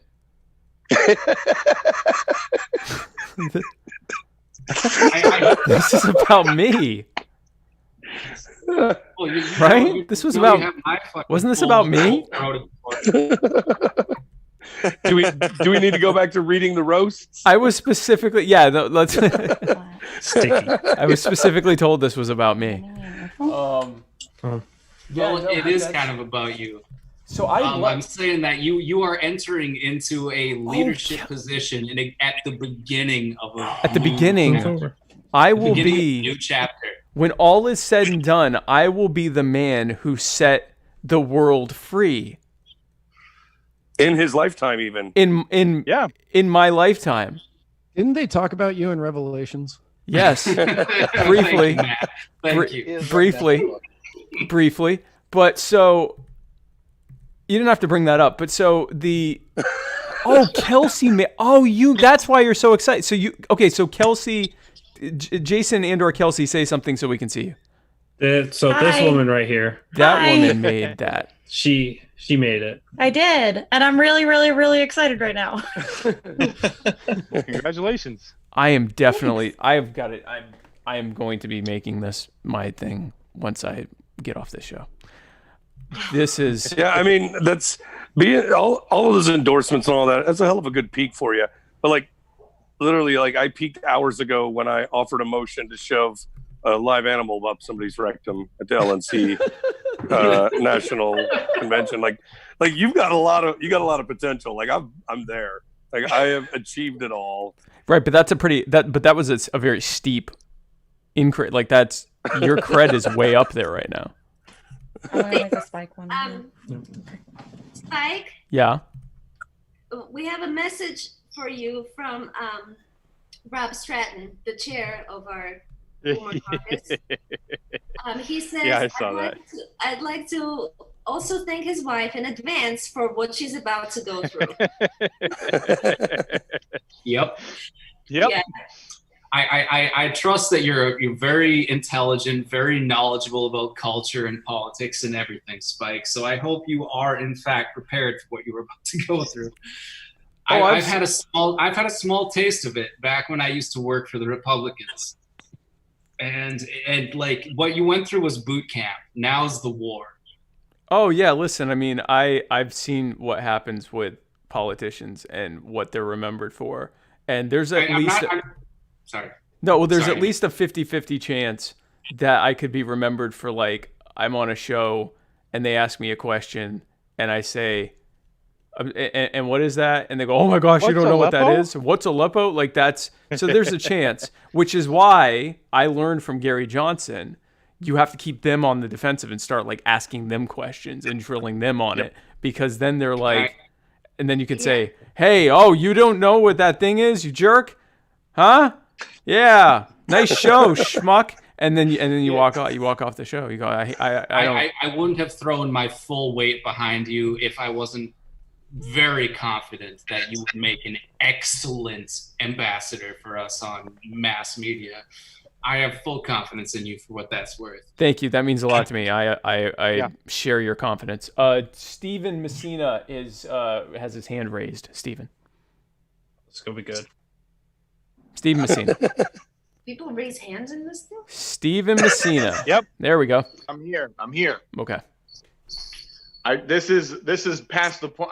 We're several topics ago. I guess maybe at this point, I should just nominate myself for chair of the Libertarian Party.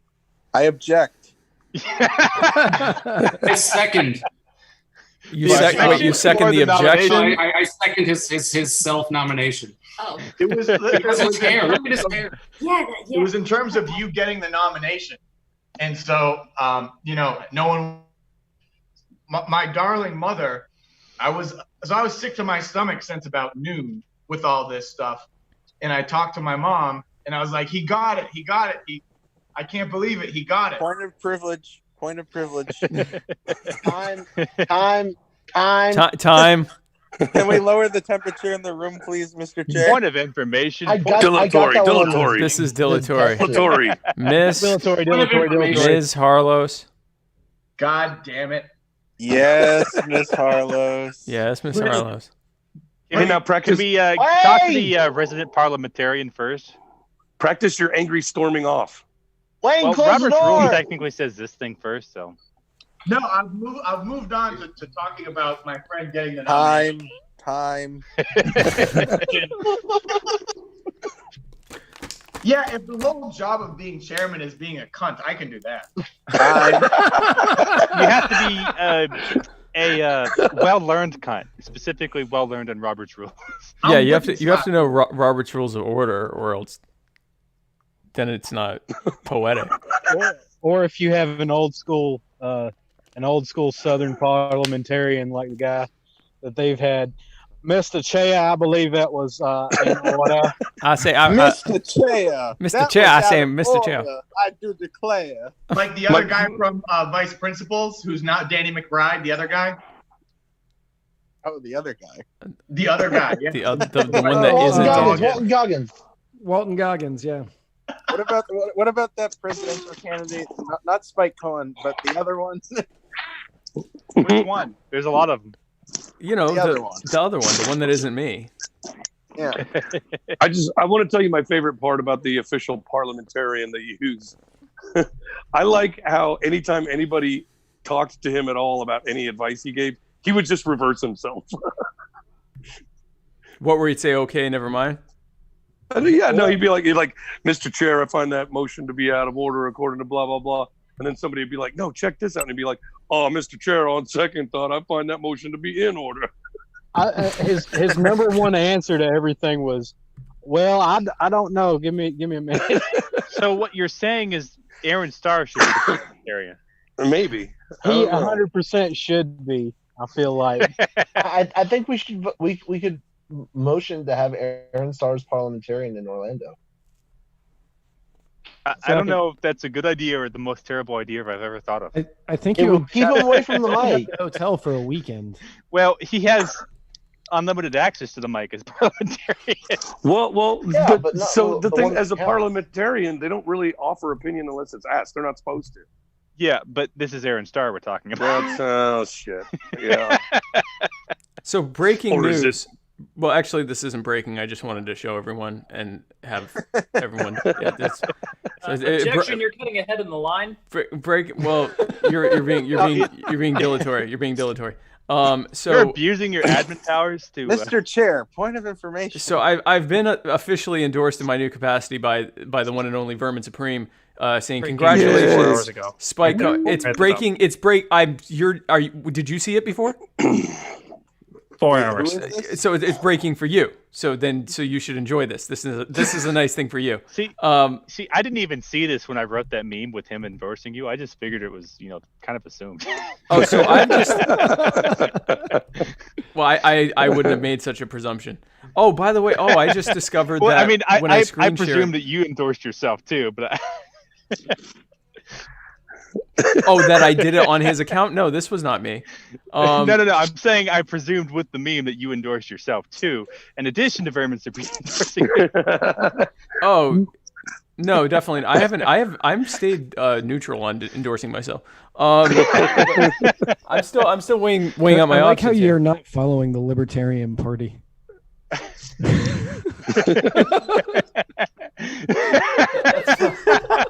not true. This is out of order. You're all out of order. You're all out of order. Okay, is that set? Oh no, it's still Stephen. Please lower here. I will lower Steve. I'll put your hand down, Stephen. Jacob LaBelle just tuned in. Hey, Jacob, how are you doing? Spike, I am doing awesome, seeing as you are going to be the next Vice President of the United States of America. That is fantastic. Thank you. I'm very happy. I'm very happy to serve. That's what I'm here for. Is service. Thank you. I'm completely overwhelmed. I thought after our disappointment with Furman that things were not going to work out much better, and then out of the blue, Spike Cohen. Seemingly out of nowhere. Yep. Spike Cohen. You know, this is a funny thing. So I've participated in 2 VP elections or polls or contests. In the first one, I lost to Jeff Wood. Exactly. And then after that, I beat. So I went from losing to Jeff Wood to beating Larry Sharp, Ken Armstrong, John Mons, Adam Kokesh, John McAfee, Zoltan Istvan, however you say his name. Istvan. And I'm sure I'm forgetting some others. So that's quite an improvement. I believe you're supposed to refer to Zoltan Istvan as 7 of 9. 7 of 9, yeah. Yeah, so to go from, it's a true Cinderella story, frankly. So, guys, before I actually fall asleep on here, making this a 4-hour program because it just will turn off when Facebook does, we're gonna sign off. So what I'm gonna do is, if anyone has any last words, anything they would like to share, go ahead and raise your hands now on the little hand raising thing, or raise your hands just in front of the thing. So, like actually raise your actual physical hand if you can't figure out how to hand raise on the program. And that's it. We only got 2 people that raised their hands. All right, fine. Okay, we got 3 people. Oh no, now it's a bunch of them. Okay, so we will start with Matt Hicks, who raised his hand. Hey, yes, sir. This is Matt Hicks calling on the Chris Reynolds personal injury attorney call-in line. Now, brother, I just wanted to say congratulations. I love you. Do what only you can do throughout this entire election cycle. Well, thank you very much, and I love you too, and I look forward to working with you as my hype man for my campaign. Yeah. What? And then, okay, great. So Anna and John are next. You're muted. You're still muted. You're both muted. Cannot hear you. Says you're mute. We forgot to unmute ourselves. Okay, there we go. I'm actually 65 years old, boomer. Oh, okay. Yeah. But wait, hold on. I didn't realize Brent was in the stream. Yeah. Hold on a second. My mom in Moscow was asking today, how is the convention going? And I said, well, it just went Russian really bot. well. What? Still muted? No, you're not muted. Okay. Can you hear us? Yeah, we can hear you. Okay, so my mom asked, how is the convention going? And I said, it went really well. Our friend got elected as a nominee for the Libertarian Party to be the vice president. And she said, oh, is that Spike? Because I'm already big. Is that because I'm already big? Is that because I'm already big news in Russia? Or because you're a Russian bot, that's why. Well, you know that I am in contact with the Libertarian Party in Moscow, right? Sure. Yes. Oh, you didn't know that? Okay, yeah. I already interviewed their leader. When was this? Like 3 weeks ago? Something like that. Yeah. Anyway, that's a long story. But yeah, anyway. So my mom says congratulations, and we say congratulations. And what do you want to say? I just want to say that for the first time in my libertarian life, which is quite long, even back when I worked for the Republican Party, that was back when I was under the delusion that they supported liberty. I didn't know him then. That so. was, I admit, my bad. But for the first time in my libertarian life, I feel proud to put my name behind the libertarian ticket that exists right now. And I'm going to use all of my powers to further that to the best of my ability. Thank you, man. That means a lot. Thank you to both of you. And I can't wait to get started on this. So next is Rachel Johnson. Go ahead, Rachel. Hey, yeah, so I didn't get to say this earlier because I was driving, but I did just want to say, congratulations. I'm so thrilled that this worked out the way it did. I mean, obviously it wasn't the exact ticket I wanted, but happy that you got it. And just want to let you know, and Joe as well, that you guys, if you ever need help or any of my support or input or anything like that for any issues or whatever California resources, I am happy to give you guys as much as I can. Thank you very much. That means a lot, Rachel. And I am almost certain we will be, because we're certainly going to be scaling up over the next few days and weeks. Next is Richard Manzo. Go ahead, Richard. Well, Spike, I just really want to congratulate you. I'm so happy that I asked you, or I asked the team to ask you essentially to run for vice president. I could not have been any more pleased with today's results. This has been a truly amazing experience working with you. This is the insurgencyest of insurgency campaigns there have ever been. We went from essentially a non-active member, a relative unknown, to essentially topping the ticket, across the entire country, with just one more rung above us on the ladder. It's kind of mind-blowing to me that we were able to pull this off. But, I just love that you are such a unity candidate. All the caucuses endorsing you, even the Prags, you got near the top of their endorsement list, in terms of votes. And I just want to say, however I can help, coordinating my region or social media or whatever it takes, I'm super happy to support you and your ticket. Well, thank you, Richard. That means a lot, and you're absolutely going to be a part of this team, probably pretty well to the top, because I need you to function. So thank you very much. And next is Bowen Chappell. Bowen, go ahead. Hey there, Spike. I just want to say, I'm also really excited about what happened today. This has probably been the most excited I've been about a Libertarian Party ticket in 3.5 years of being a Libertarian Party member and 1.5 years of being a lifetime member here. If anything you need help with, I plan on donating a decent portion of money, probably like half or so at least of what I won from that bet. But on top of that, if you need any assistance in the Kansas City area or Kansas, I'm more than willing to help provide assistance with that. Thank you, man. That means a lot. And again, as a running theme, yes, if you offer help, we're probably going to be asking for it at some point. So I definitely appreciate that. And now Clayton Hunt is next. Clayton, go ahead. All right.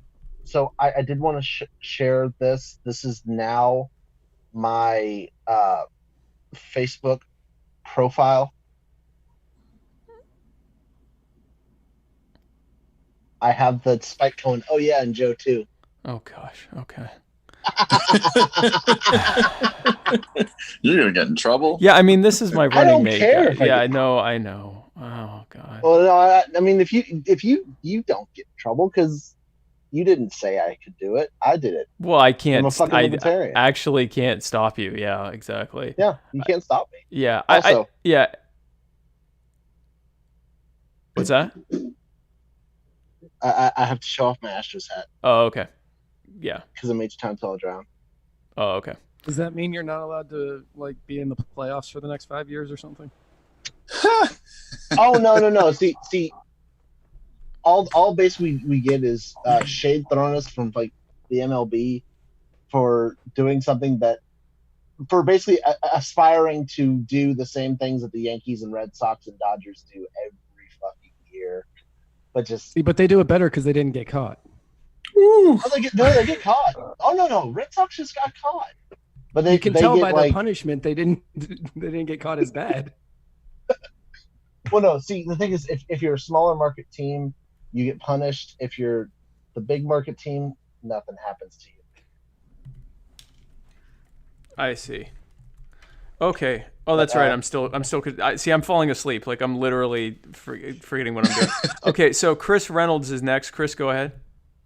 Oh, okay. Yes. Couple things. I guess one, I'm really looking forward to being Attorney General pretty soon. So that's super cool. Today was a big day for that. Two, I think I really need to actually start paying more attention to the things that I call in with the questions. I've really been mailing it in for months and months now, so I might want to actually think about it before I call when I'm in the car. We love your questions.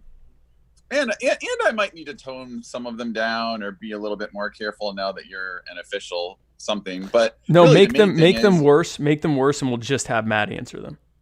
Perfect. That I can absolutely. I'm do actually that. okay with this. Yeah, that's actually ideal. Just make it really terrible, and Matt will talk about it, and I'll pretend I didn't hear it. But the main thing is, obviously, I'm good friends with Matt, and I just know you from the show. I'm not a libertarian at all, and through however long I've been watching you guys and supporting you guys, like, you have really convinced me on so many things. You're so intelligent, so likable, and like you're the ideal candidate. So I'm so happy that this happened for you. Like, I would have never guessed this a year ago. So enjoy it, man. Thank you, man. I really, really appreciate it, and thank you for all of your support. And then noted liar who tries to call himself a top fan, Jason Lyon, is next. Go ahead, lying, Jason. Absolutely. It says top fan right there, so therefore top fan. Well, I mean, because you wrote it, you wrote it out of order. Legibility. Out of order. It's very legible. You can see it. Right there. It's cool. Out of order.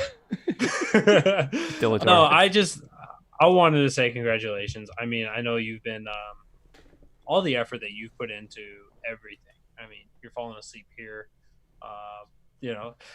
It's been truly amazing to watch you go through this progression and to be able to actually change the hearts and minds of Prags in this party, but also be able to like what Chris Reynolds was saying, be able to touch people that aren't in the liberty movement, and convince them. And so I am, a lot of people saw I was quite upset after last night, after the presidential, but you are going to be able to take any campaign, including the one that you're on, and be able to truly bring about something beautiful. So I'm excited to see just the millions of lives that you're gonna be touching through this, and I'm gonna lay it at your feet. I'll be honest, all the success is coming from you. So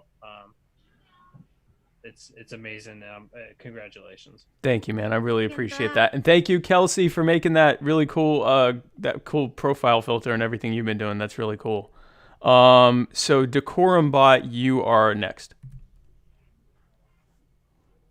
So I just wanted to once again congratulate you, kind of more in person, right? Because it's anyway. I never imagined when I made a joke on Twitter in the poorest of taste about stopping Trump's goons from tossing journalists through tables by chopping limbs off, that I'd be here now with you, and I look forward to going forward in the campaign and coming down to South Carolina. We need to record those two songs there, ISIS Roll Up, and so yeah. Anyway, ISIS Roll Up and just the Kasaki, just the Kasaki, yeah, we definitely have to do that. And look, if you need to temporarily move your residence, I got an empty room. Okay, well, I appreciate that. Yeah, if we reach a point where the where we're within a hair's breadth of actually winning the election, and South Carolina's 9 electoral votes will be the difference, then I will be certain to stay in your house. Even though I think technically I could just go to the White House and change residence. Anyway, whatever. We'll figure that out. But I may be staying in an apartment in D.C. for a week or two. Really, it's just a reason to run up the scoreboard so high that we can just win without even having to worry about those electoral college points. So, it just makes it a little easier. So, okay, so next is Stephen Messina. Stephen, go ahead. Yes, I'm just here to let you know that if you need any help, please ask someone else. I have no intention of helping you whatsoever. At least until you acknowledge that I played what I would call an integral role you in earning the nomination. But until that point. I do seriously. And this is I got out of order on the point that I wanted to make earlier, but I was telling, like I said, I was sick to my stomach all day today. I left you several voice notes, but I was very anxious about you getting the nomination. I know that you should have gotten it, but I was nervous it wasn't going to happen because Libertarian Party. So, and I told my mother, I was like, "Oh, he got it! I can't fucking believe it. He got it." And she's like, "I can." As if the issue was I don't have faith in my friend. Yeah, Stephen.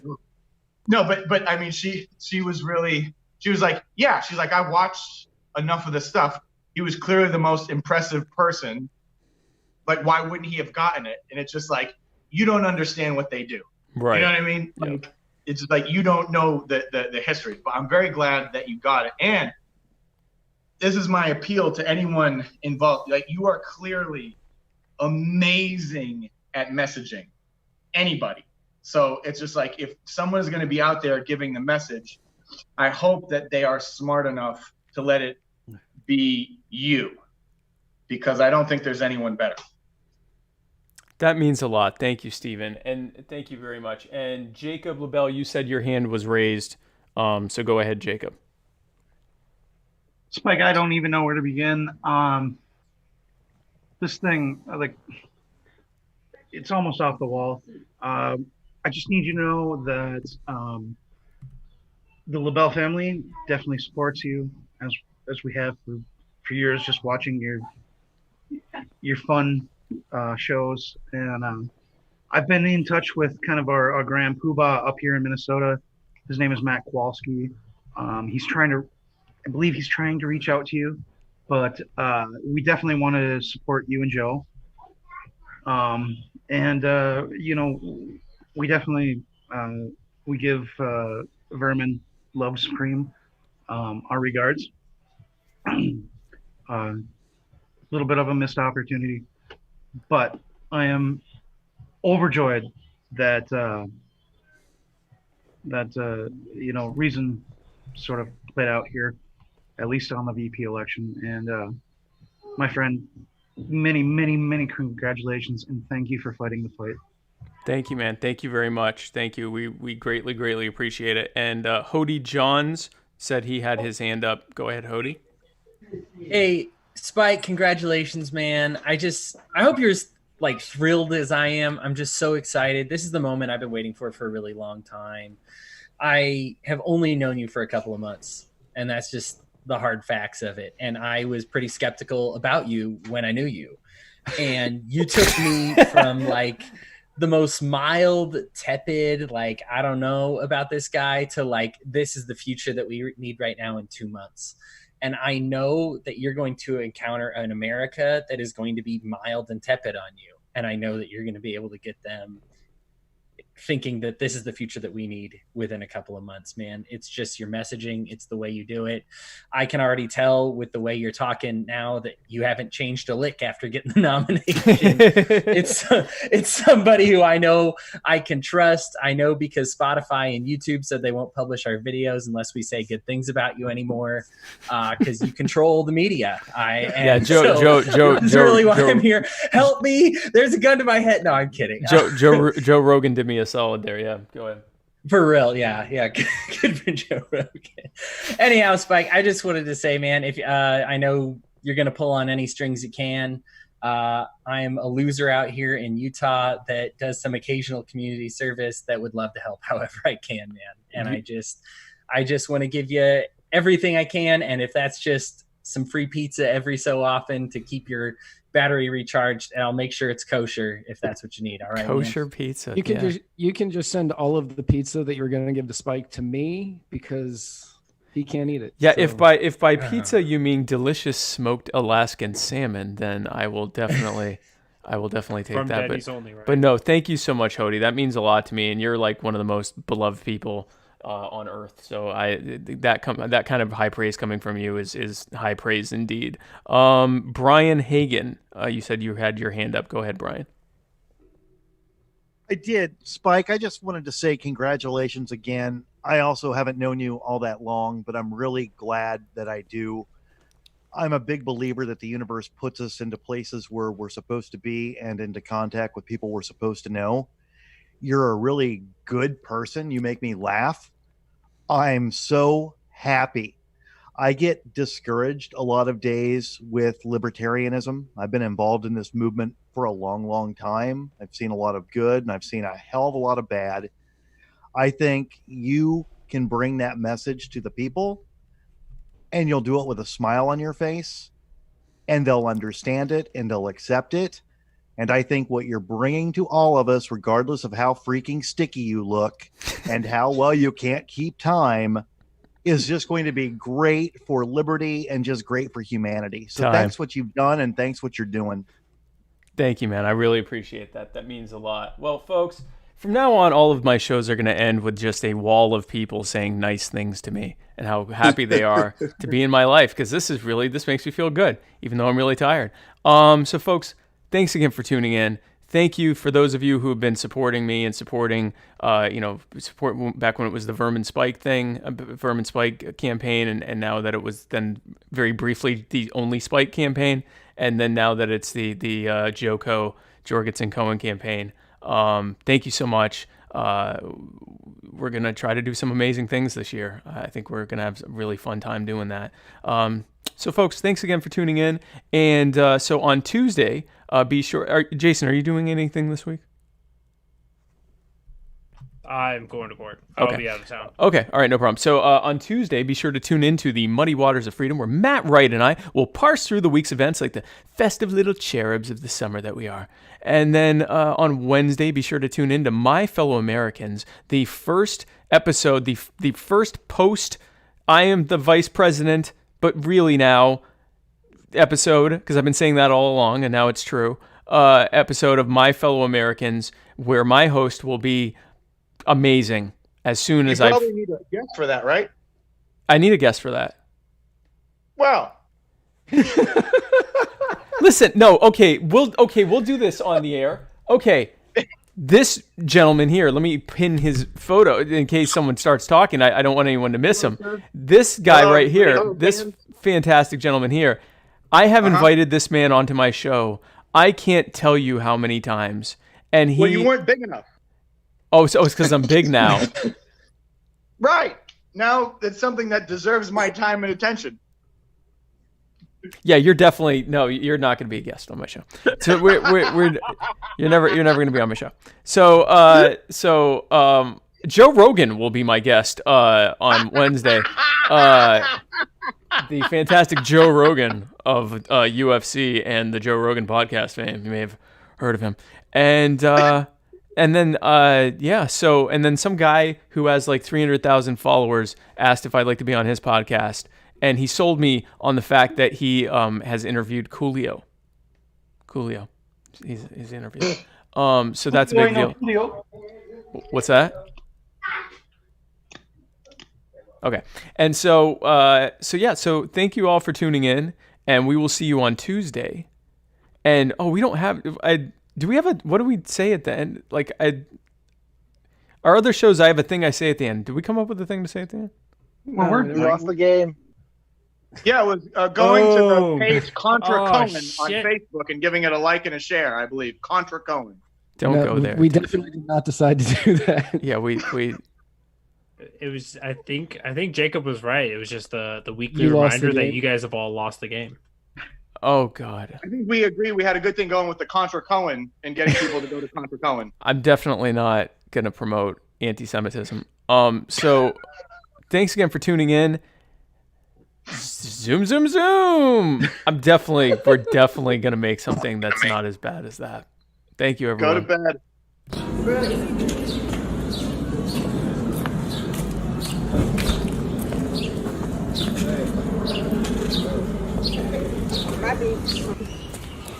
Rabbits.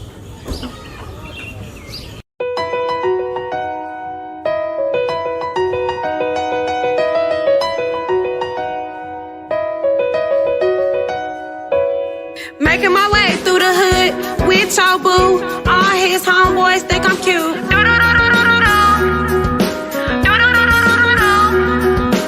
Riding around 10-5, toting his iron. Bet 9 and I've tried none. You getting filled too. I could've killed you. You lost a tennis shoe. We shooting out the roof. And now you wanna know. I was rolling with your man. He picked me up in the coupe. I'm in the coupe, but I gotta watch my head. Oh shit, I'm not safe around this dude. Dude, this black car look familiar to you. It look like them dudes. I killed another fool. Kids stay in school. Don't wanna be this dude. I have to show you fool. Nobody fuck with you.